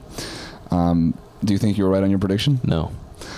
Number 2, Skate 3. Yeah. Though because as soon as I said it, you think that's my number 1, and that told me that was not your number 1. Yeah. But I was like, oh, I could change it, but I feel like I should stick by my guns. It is. It is my favorite game of all time. I will say that. It is my personal favorite game of all time. It is the game that I think really made me in terms of playing video games and the video game style that I play. It is. Absolutely incredible. Let me tell you, EA, if you fuck up this new Skate game, I swear to God, we've been waiting for this game for like a decade now at this point, isn't it? Over a decade. We've been waiting for this game, I think, longer than people have been waiting for GTA 6. Yeah, maybe actually. It's I believe because they were both 360, weren't they? 360 PS3, right? Oh yeah. And I can't even. I haven't played this a Skate game in years and years and years because I don't have a 360 like at all anymore. And you can't get it on PS4. You can't get the old versions on PS4. So you need I this have game not played a skate game in a long time. I really need it to be good. What it looks like right now does not look anything like Skate 3. I don't know if that's a good thing or a bad thing. I'm still really trying to decide. It looks like they're putting a lot of emphasis more on multiplayer rather than on single player, which is not something that I enjoy the thought of. If there is no good single player, Sometimes- I am going to be very mad. I hate it when because I love the South Park games and they just came out with a new one, but it's very co-op focused, so I can't play it because I don't have time to play it. How am I supposed to find the time for three other people to drop the money on this and get it? The other one is the Suicide Squad Kill the Justice League, also by the same people who made. Even though I heard that one wasn't so good, I still think I would have fun with it. But I don't want to play it by myself if it's made to be played co-op. But it's not even that. It's not even that it's supposed to it looks right now like it's going to be open world multiplayer, which that's interesting. Again, I don't mind that idea. But I feel like there's a lot of room for failure there. Yes, and one of my favorite things, again, Skate 3, I have played that story mode probably more times than any other. I have played through that a ton of different times. I beat that game 100% multiple different times. I used to sit there and fuck around in that game for hours and hours and hours on end. I love that you could just the thing where you just stuck your hand out and the skateboard came back to you. Yes, or one of the best parts of that game is all the glitches that they did not patch purposefully, because there's I like when companies do that, when they realize that there's stuff where it's like, this is a glitch, but it's not it's not game breaking, it's not going to soft lock you or anything. So it made the game what it is now. Like people are still finding new tricks in the game to this day and new spots.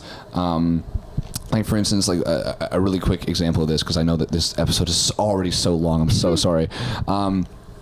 Is the backward speed glitch, where there's an array of buttons that you press, and if you press it at the same time, the board comes back to you, and as it comes back to you, your character kind of flings it under his foot, and doing that, it fires you backwards, and it allows for a lot of really big tricks and a lot of new opportunities. There's stuff like that, or there's the ramp launch glitch, which is one that I like. This backward speed glitch is actually very hard to do. The ramp launch glitch is not, and that is again where you run at an upside down ramp that you've placed, and you bring your board back to you while holding right trigger, and it launches you into the air, and you can do a whole bunch of tricks or get up on top of buildings that you couldn't otherwise. Like that. Which is so crucial to what the game is now, and if Skate 4 is nothing like that, I will be very, very disappointed, and it's going to taint my, I already, but this is video games and I'm passionate about them. I'm already not a fan of EA. No. And everything that they do. Just because I think they're the most, they're the company that is known for, maybe Activision will give them a run for their money, but the microtransactions and the fact that it's yes. I feel like there's been so many times when you buy an EA game where it's you already spent $70 to $100 on the game, and now if you kind of want to get what you can out of the game, you're probably gonna have to drop another 50 something. That's another thing that worries me. They've already stated Skate. It's not called Skate 4. It's just called Skate. They've already stated that Skate. Skate It's gonna have a battle pass. It's going to be free. Oh, which means it's going to be. There's some kind of paywall somewhere, whether it's for cosmetics. If it's for cosmetics, I don't give a shit. Exactly. But if it's, but if you're putting stuff behind it, it doesn't feel like a Skate game at that point, anyways, because the Skate games never had that aspect to it. It was always you're unlocking cosmetics, and that was it. I understand. I get the logic why companies keep doing this, where it's if we make the game free and then we have stuff to pay for, then that way more people are going to pay it. And I understand that you get more money if instead of people paying once, you keep them to keep paying. I understand, and it does work from a business perspective. I definitely pay for games like that. Like Siege, I just bought the Battle Pass again. I bought the Battle Pass in Cold War, but I understand the logic for that, but not every game needs to go down that route, and I don't want to see that for every game. I don't want every game to become especially free games that are classics, suck like your that money one. Out of you. That game is such a classic amongst just the skateboarding community in general. If you ask, I guarantee if you ask any skateboarder that is my age or a little bit older, they will say Skate 3 was their favorite video game. I can almost guarantee it. It was such a crucial game. I don't know, and it's I don't know. I feel like I'm watching like the biggest Skate 3 YouTuber just quit doing Skate 3 content. Which was like a huge also blow to the community. That's kind of what happened with zombies. Is that after Black Ops 3, BO4, for many reasons, did not perform very well, and the community hasn't really recovered since. There was a big boom when Cold War came out because a lot of streamers were trying out zombies for the first time, but because the way that the season laid out, like there was a map at launch in November, and I don't think we got another zombies map until February. Yeah, and that was way too long, and people lost interest. But there's a lot of glitches and stuff in like Black Ops 2 and like Fallout that I really like. Like a lot of people will speed run the Easter eggs in zombies, like the quest for the map. Yeah. And there's this thing that people found out like relatively recently in Black Ops 2 where it's like the ray gun Mark II, or on the map Origins, the starting pistol. If you pack a punch them and you jump and you shoot it really quickly at the ground, it's faster than running. Yeah. So people in these strategies are like you watching them as they're just like shooting the ground and fucking flying backwards. So I love when companies leave that in. Yeah. Because it's like it's almost like it's a mechanic, because like it's not super easy to do. Yeah. But if you can do it, then you can use it to your advantage. Yeah. Let's get to your number one. My number one. And then we'll do my number one, and then we should find a way to rank them as quick as we can, because we've gone so over. That's true. I'm getting phone calls. Yeah, that's I'm getting. That's fair. Yeah, I've gotten 2 phone calls here. I also forgot to mention with Fallout, the soundtrack is incredible. Oh yeah, the 50s thing. But my number one is, you're right, I did put Death Road to Canada at number one, and I'm gonna really quickly speed through what the game is, because I'm sure none of you have heard of it and why I love it. It's an indie game, right? Yeah, it's an indie game. It's like a lot like the Oregon Trail. Basically, you and one other character that there's a bunch of different modes to play. There's the normal mode where they have a bunch of their characters that they've made appear. Basically, your goal is you're in Florida and you're driving to Canada in a zombie apocalypse, because Canada is the last remaining country that has like not fallen to the zombies. Let's go, Canada. Yeah, and each day it gets harder, and there's a bunch of different like random events. No playthrough, no 2 playthroughs are the same. Every playthrough is different in some way. With the locations you get, the people you encounter, the problems you encounter, your luck, all of it is different. Your characters all have different traits. I love games that let me customize, and I do love zombie games. Yeah. Hence the Black Ops 2, Fallout. Like Fallout's not a zombie game, it's an apocalypse game. But I think there's such interesting character exploration pieces, and whatever. I love when you let me customize in a game, and so when in Death Road to Canada, you can make I think up to 30 characters, and there's a mode called Familiar Faces mode where the only people you'll encounter, because you can grow your party up into a group of 4, it'll only give you characters you've made, so you can make your friends, celebrities, fictional characters. It's so customizable. It is such a fun game. It is my absolute favorite zombie game. It's my absolute favorite game. It is such a fun time with people. You can play it online or couch co-op. Both lend itself really well. It's just you really get into it, and like it's just because it keeps prompting you with like decisions, like what do we do now? Yeah, I remember we started playing, and I was having quite a lot of fun. It was a very good game. It's so fun. I love Death Road to Canada. It's like Back to the Future, or like Everybody Wants to Rule the World, my favorite movie, my favorite song, where it's like it's been my favorite game for so long that I could probably play something later in life that is like whoa, but just because of like this hit me at the right time, and it's been my favorite game for so long, I don't think it'll ever budge. And that's why I was like, I know, is it actually the greatest video game of all time? No. Is it going to go number one on this list? Probably not. But I was like, I won't budge on that, because I think everyone would. It's such a good game. If it sounds at all interesting, look into it. Watch some videos on YouTube. If it looks fun, you should get. And you know what's nice about it too is that there's like once you beat the normal ones a little bit, there are harder modes where it's like the normal modes but just harder. But the game itself, it's not easy. I think I owned it for about 2 years before I finally actually made it to Canada. Like it's not easy. So you feel so fucking rewarded when you finally do it, and your party will either like, I think the first time I did it, I actually had no deaths, which was incredible. But like I've had it times where it's like you start with 1 or 2 people that you've picked, and by the end of it, you have a completely different party, because you can only have up to 4. So if you have 4 and you encounter someone else, you got to kick someone out or not take on the person, or people die throughout it. So like it's just no playthrough is the same. It's infinitely replayable. It's such a fun time. I love Death Road to Canada. It is definitely a good game, and I think I do want to play that again with you at some point, because I had a ton of fun last time we played it. Numero uno. My number one. I think it's pretty. This game is so influential in not just video games, but especially like it's probably one of the best video games of all time, and I would definitely argue it is the best video game of the modern era. I'm so curious what you're going to say. I have no idea. I actually don't. It's GTA 5. Oh, okay. I'm glad Grand Theft Auto got on there. I've played it before at friends' houses. I've never properly played it because my parents they budged a little bit on some games. Yep. They never got us Grand Theft Auto. Yeah. I understand why. I don't blame them for it. It makes sense. Yeah. I was not the age for it. Yep. I got it pretty fairly late in life as well. But it's you cannot deny the juggernaut that GTA 5 was. Yeah, and still is. Like people are still playing the online because they update it still all the time, and like they give you a ton of new shit to do online, and also by far one of the most if not the most diverse online game because it's an open world online.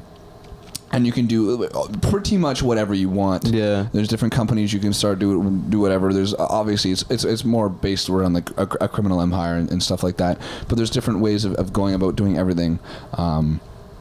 It's so diverse. There is no.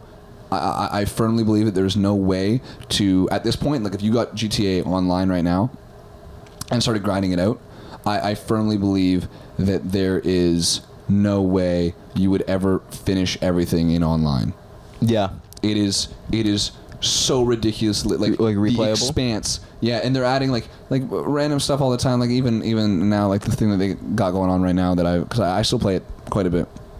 The thing they got going on right now is in online is stash houses, where it's like it'll just pop up randomly on the map once a day, and you go and you raid the stash house. It's like 5 people you got to kill, and you got to put in like a little code, and you get like some money.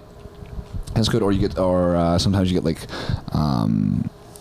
one of your stock houses gets refilled or something like that. It's just like small little things like that where like there's always something keeps to do. you coming back, yeah, no matter what you do in that game. And then that's not even talking about all of the races to do, all of the last team standing modes, all of the adversary modes, all of the there's literally a lot, like a long list of like 15 to 20 different modes that you can play that aren't even in the open world.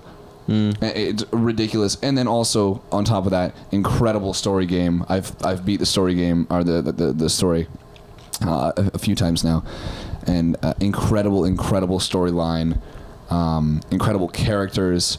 I know the actors from that are still making money off that game to this day. And very iconic characters. A lot of people, like, even if you don't know their names or know who they are, what they're from, you've probably seen them before. Yeah, exactly. Michael, is that the last one? Michael's the last one, yeah. So it's a giant. I would argue that it is one of the best of all time. Like, it'll go down in video game history for sure. Yeah. And for sure. I do think that in terms of modern games, it takes the cake. Yeah, that's totally valid. I understand that. Well, very briskly moving on to, because we've been doing this for a while, to making we've been doing this, I can tell you, actually, we've been doing this we're probably pushing 2 hours. We're pushing 2 hours. Damn. We're at like an hour 40 right now. Hour 45, something like that. And we don't even have a guest this time. I know, right? So, what do you think also is with the our best predictions, way of doing this? Who was closer? I think... Because I guess yours was number 1 was going to be Skate, and it was your number 2, and you guessed my Death Road to Canada was number 3, and it was my number 1. Yeah, so I think that's you won me. It. You took it again. That was cringe. You know me too well. Although you were, I understood your logic because I just did that with months. Yeah. Where I took out my biases for, but for this I was just like, I know I'm like the only one. And I did know your top 3. I knew exactly what your top 3 were going to be. And I feel like you probably, like, as soon as I said a lot of these, you're like, yeah, I could have seen that coming. Like, I feel like Wind Waker and Sluggers, you probably Rock Band. Sluggers, I didn't actually expect. Wind Waker, I knew you would probably have Zelda somewhere on there. I didn't know if it would be Wind Waker. For some reason, I thought it would be Majora's Mask. I don't know why. That's my second favorite. Okay, I love Majora's Mask. Okay. I do like Majora's Mask. I was so close to putting a Pokemon on here, but I didn't. And if I was, I would have put Pokemon Emerald. Just for all you guys out there who care about Pokemon, that's probably my favorite, and I think that's probably the best one. Okay. Or Platinum. Platinum is also really good. Those are the third and fourth one. But how should we do this? I have no idea. Dude, I have absolutely no idea. Should we? Because I know that we could sit and we could argue about this list for hours and hours. I feel like we got to work as a team here, just because we've been at this for a while. I really do think we have to. We have to be the most collaborative we've been. I think we almost have to just be like, okay, like do we do like the classic style where we go my 10, your 10, pick one, put it on 10? Because that was how we always solved the hard ones. That was the think idea so. behind. I think that's the best way to do it. I think that's the best way to do it as well. Because I know it's going to eliminate a lot of stuff and a lot of really great games. But if we sit here trying not to eliminate them, we will never finish this episode. Yes. So my 10 was Quiplash. Your 10 was Rocket League. Immediately I'll say Rocket League. Okay, cool. I that. really like Quiplash, but I won't sit here and say that. And Jackbox is big. Jackbox is iconic. Yeah. But like it's a lot more party game than video game. Yep. So I just feel like this makes I 100% sense. agree with Rocket that. League at 10. I'm on board with that. My number 9 was Luigi's Mansion. My number 9 was Fortnite. I'm not gonna lie, I did really like Fortnite throughout parts of my life. Yeah. Right now, I'm okay with it not being on the list as well. Yeah. I think Luigi's Mansion should be up there. Do you actually think so? I was gonna say like I also don't think that Luigi's Mansion should be on here. I think it'd be good to get at least one Mario game up there. I feel because when it comes to, we're doing the top 10 video games of all time, pretty much. That's what we're arguing right now. So if we want at least one Mario game on there, I would put Sluggers over. You want to do Luigi's Sluggers? Mansion. Yeah? I have Sluggers higher up on this list, and I feel like it's not. I feel like so let's put Sluggers at 9. Because I think with like the amount of games we have between the two of us, Super Sluggers is not going to go very high. And also compared to what we have, it shouldn't. I know this is probably a crazy pick. This Mario baseball game, I guarantee you, will be one of the most fun you have with a Mario game. So entertaining. It's such a good time. Okay, so that was my number 8 was Rock Band 3. Mine's Halo 3 ODST. Kind of leaning Rock Band. I think it'd be fun to have a rhythm game on here. Rock Band, I think it would be cool. And I'm okay with Halo 3 not being on this list. Because we both had a Call of Duty. Yeah. I feel like if we're going to Call play a of shooter, Duty it should be that one just because we both agreed on that IP. That and like if I was going to do anything, I would switch to Battlefield. I feel like I really realized that I did make a bit of a mistake in not putting Battlefield 5 on this list because of how much fun I have had with that. This is a weird 10 through 8 for top 10 video games so far, I know. It really but also, is. like we always say, these could be pretty interchangeable. The only reason, if there was 2 different people here, there would probably be completely different games here. We're following the original show format as well, where we take the 2, we pit them against each other. That one takes the place. I kind of feel like we should bump Rocket League to 8 and move the other 2 up. I'm looking at it and it's like I keep it for now. I say yeah, because I'm saying like I love Super Sluggers in Rock Band 3. I would argue. I think I could actually make an argument for why Rock Band is more fun than Rocket League, but also that's very subjective. But I think I'd have a much harder time arguing that Sluggers is better than Rocket League. I'm okay with it being like this. To be honest with you, because again, Mario game needs to be on there, and if there is a Mario game on there, it should be above Rocket League. That's also fair. Because again, Mario is iconic. There needs to be a Mario on here. There is no video games without Mario. Mario has inspired most of the video games in the world. They saved the video game crash with the NES. They did. My number 7 was Sluggers, and that's already on there. Okay, mine was Call of Duty Modern Warfare 2019. I feel like between our 2 CODs, I know I am biased, but I do feel like Black Ops 2 is the better one. Black Ops 2 should most definitely be on there because the only reason I don't have Black Ops 2 on here is because I didn't play it. Because the other thing about Modern Warfare is that while I do think it was a good move on their end to not have a zombies mode, it's not nearly as iconic as Black Ops 2. It's not nearly as iconic as Black Ops 2. I will admit that 100 times out of 100 that Black Ops 2 in terms of the best video games of all time and in order of course to make the peasants happy as well. It doesn't beat Modern Warfare 2019. Yeah, and I know that. I do think it was smart of them to not put zombies in it because all the other CODs when they were that weren't Treyarch, when they were putting zombies in, they kept flopping. They weren't doing that. I was like, even though I do think Infinite Warfare Zombies was really good, except the last one, it was a good idea to like, okay, we're gonna put more time into campaign and multiplayer. Yep. Black Ops 2, I do agree should be on here. I think it could be a little higher than 7. Let's keep moving down the list. I've got Uncharted 4 at 6. I got Minecraft. I feel like Minecraft's a good 5. Minecraft's a really good 5. Okay. Write it in at 5. Fuck it. That's where my Minecraft was. What if we do Uncharted 4 at 7? Does that feel like a good? Yes. Okay. Yes. Uncharted 4 at 7 and then BO2 at 6. I don't think Black Ops 2 is better than Minecraft. Yeah. I fuck with that. Actually, absolutely. Uncharted 4 and then I'm just gonna put BO2. body odor too. Okay, so coming into our top 4, my number 4 is Assassin's Creed Black Flag.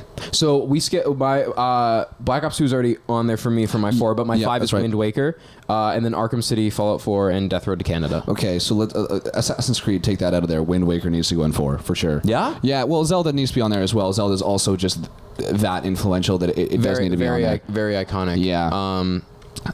So that's perfect. I'm good with that.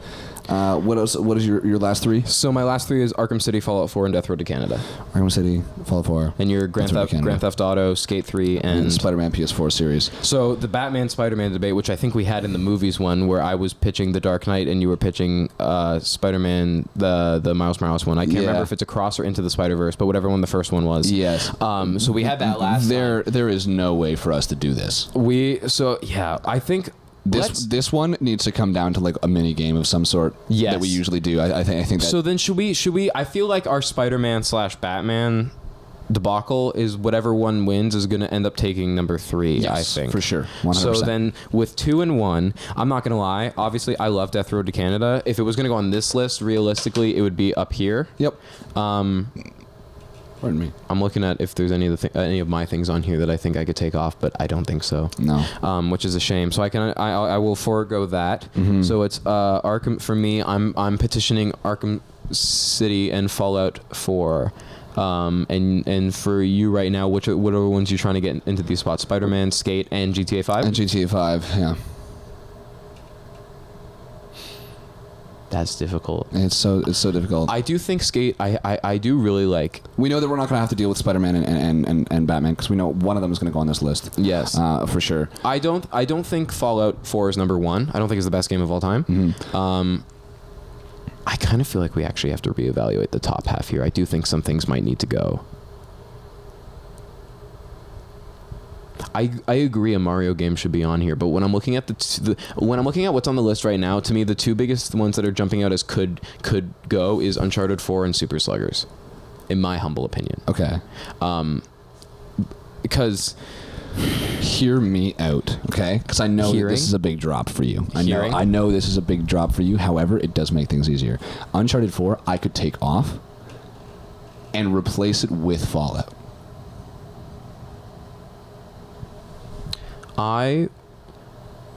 We take Uncharted off.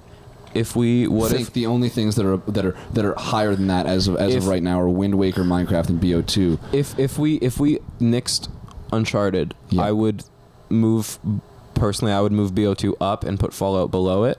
Okay. We can totally do that. Yeah, because personally on my list I ranked it higher than all of these. Yeah. But I can Does that make? Do you see where I'm coming from with that? Because it's filling the same. It's like kind of filling the same. Like they're very different story games, but they're also story games. So like I understand that it's replacing it with something like something suitable. And also, while I understand Uncharted is a classic when it comes to the Sony exclusives, it's not better at the end of the day than things like BO2, Minecraft, Wind Waker. It's not of the same echelon, really. It is an incredible game, an incredible story game, and they've done a wonderful job over there. But so that means the only ones I have left to fight, the only one I have left to fight for is Arkham City, which is going to go with 3. Well, it's going to fight for 3 with Spider-Man. The thing is, I do agree that GTA is a juggernaut. I do agree with that. I don't know, and I haven't played it. I have a really hard time wrapping my mind around agreeing that GTA 5 is the best video game of all time because I haven't played it. I don't think. I do think it should go on the list though. So I don't think that. While I know Skate 3 is also a juggernaut in and of itself, it's also not the best game of all time. No, it's not. And I also do know that in terms of video games, I think it doesn't come before a lot. It's a lot like your Death Road to Canada, where it is a favorite of mine that I needed on here, on my personal list, but I don't necessarily know if it makes the top 10. Yeah, I get that. I get what you're coming from. Right now, actually, I would take Rocket League off and I put Skate 3 up there. We can do that. Really? Yeah, I would. I do. Maybe. I think Rocket League needs to stay. I think you are right. Rocket League does need to stay. I feel like the only one that could go is Super Sluggers, but I don't like this list being without a Mario game. Super Slugger stays. Here's what I'm thinking, right? Yeah. So right now we have Arkham City, Spider-Man, GTA 5, Skate 3. In my opinion, out of all of those, none of them really jump out to me as number one. There is something currently on the list that I think could be promoted to number one, just because I think it makes sense. I don't think that many people would disagree. Kind of a basic pick, but because it's a basic pick because it's a very correct stance. Yeah. I think you know which game I'm talking about. What is it? To be bumped to number one out of stuff that's on the list right now. Take a crack at it. Is it Minecraft? I think so. Because I have a rough time putting Minecraft above some stuff though too, just because it's like because it took so many dips throughout its career, and I think it only really had the one. It was on a steady climb until about like we were all in like until like about like 2015, 14, and then it died off, but then it picked up again in 2018, and it still has a very huge audience. I was going to suggest that what we could do is, because as I said, Skate 3 is very much my version of Death Road to Canada, where Skate 3 does not need to make this list, and that I can wrap my head around, especially because neither of our favorite games would have made the list. Yeah, which realistically makes sense. Yeah, because like those, they have their own communities. It's a broad category. This one, and I was gonna say GTA to go at 2, because that makes sense. And then we play a mini game between Spider-Man and Arkham and see which one places third and first. Okay, if that's something that you feel like doing, because we could do either. No, pulling Minecraft I'm on down board with that. Okay, cool. Because I feel like that is just a really, really. I feel like that's a really good way of sorting things out our own way. Yes. While keeping our own list. Yes. And also still, it's just again, like, appeasing the peasants. I know GTA has been huge, but a big part of it, and I know this is like my own fault for like holding it back, I haven't played it, and I also really haven't had the biggest urge to play it. And I think that's for good reason. Which to me is like, it just really speaks to like, I don't know if that should be number one. Like, so I get that. But I would, while I feel like it wouldn't necessarily be true if either one of Batman or Spider-Man ended up at number one, it makes sense enough for me as a rankings product of having one of those games be number one. What should we do to decide this? That's a good question. What is something that we haven't done before? We've done rock, paper, scissors. Because we need it to be by chance too. It can't be. Yeah. I don't have any coins on me. Should we like just get a random number picker and whoever? Yeah. Okay. Whoever's closest. Okay. I've got my phone on. I got my laptop though, so we can make it nice and big for that's even for it's the people even better. who are watching. So random number. Let's do do we do between 1 and 100? And whoever's closer. That or whoever's closer. I guess So between 1 and 100. I'm just gonna click generate once real quick because I sometimes I don't know if it works on the first click. I agree with that. I 100% agree with that. I hit it once and that says I'm 39. Okay. So here is the random number generator. I don't know how well it'll pick up on camera. Maybe I'll punch in on Probably it not for a very little much. bit. Yeah. But so whoever's closest. How about we both write down our number? Okay, I'm gonna write down my into number the book, on the so back of my book. That way there's no cheating. And then whoever's may the best man win. May the best number win. Yeah. Should we do whoever's closest without going over, or just whoever's closest? Whoever's closest. I think so. Yeah, okay, that's good. This was literally just random. I'm just gonna put the first number that came to my mind, and so I've written it. I've placed it down, so that way you know I didn't change it. Okay. May the best king win. Why am I talking into the pen? I'm talking about the pen. All right. So we have. Oh, that's lame. It's so close to 31. What is your number? Should we reveal on the same time? Okay. Yeah. 3, 2, 1. 72. Did we just guess the same number? We did, didn't we?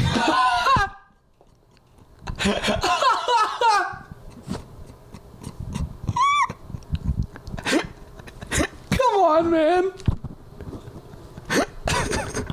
What are the odds of that? But 1 in 100. Yeah. That's insane. That we both put 72? That's fucking crazy. I feel like for that alone, Even the fates don't want us to fucking. I'm making an executive decision because of that miracle. Yeah. I'm gonna put Death Road to Canada / Skate 3, and then I'm gonna put Spider-Man Slash Arkham? Arkham City. Oh my fucking We've done God. We've done that I think once before where we hyphenated it, but we've never done it twice. But I feel like the fact that out of 100 fucking numbers we both picked the same one, I feel like that's clearly a tie, and we both need to half win here. Absolutely. I just think that makes no sense. If you're mad about Holy it was shit. up to fate. All right, it was out of my hands. It was out of my hands. Fucking 2 hours for this shit. Oh my God. I can't Oh my God. Oh my I God. feel like we deserve to have Holy both fuck. our favorite games at the Oh top my of this God. list, and we both deserve to have our superhero game on there. Actually 2 hours in too. Yeah, I'm Holy- sorry if you're upset about it. We both said the same fucking number. That's crazy. Did something happen? Did someone say 72 like a little bit before that? So that was the number that was on our there's minds. no way. I'm gonna watch back in the edit and see like what numbers we say. Oh my fucking God. That's absolutely insane. Good for that us. means neither of us won. Like factually, we were both the equal part. Yeah. So I just think now we both get to win a little, and it's a little bit of a cop out. But this has been a very episode that's something we're very passionate about. I feel like it's our show. We're allowed to cop out. We can take a cop out on this one. Okay. Which means our top, technically, 14, 12. 12. Our top 12 games technically, but top 10 video games of all time. Yes. As determined by rankings, coming in at number 10. We got Rocket League. At number 9, we got Mario Super Sluggers. At number 8, Rock Band 3. At number 7, it's going to happen very soon, according to the game. We got Black Ops 2. At number 6, the direct aftermath of Black Ops 2 is Fallout 4. At number 5, Block Game. Yeah, and us rebuilding after the events of Fallout 4. Yes, and then deciding that is too terrible, so we flood the world with our number 4. I've heard legends about this only. It's Wind Waker. And at number 3, we have Spider-Man. and Batman Arkham City, which goes to me for number 2, which is Grand Theft Auto 5. For Yeah. number 1, Death Road to Canada and Skate 3.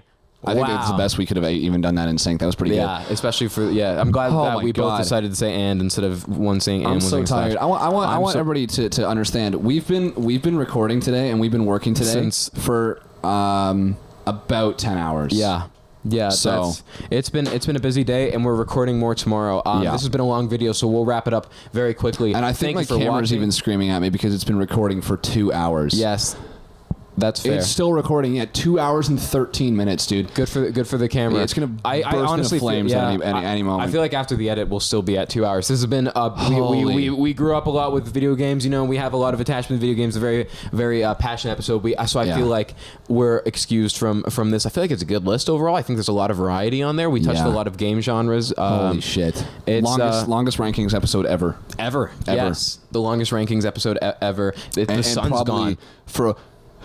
Oh my God! We started when the sun was up. The sun was up when we started. Yeah, the sun's gone now. So, Holy shit! Wow. Any closing thoughts? Great list. Fuck. Great list. That was a good time. Great list. I had a good time talking about. Yeah. It's very insightful.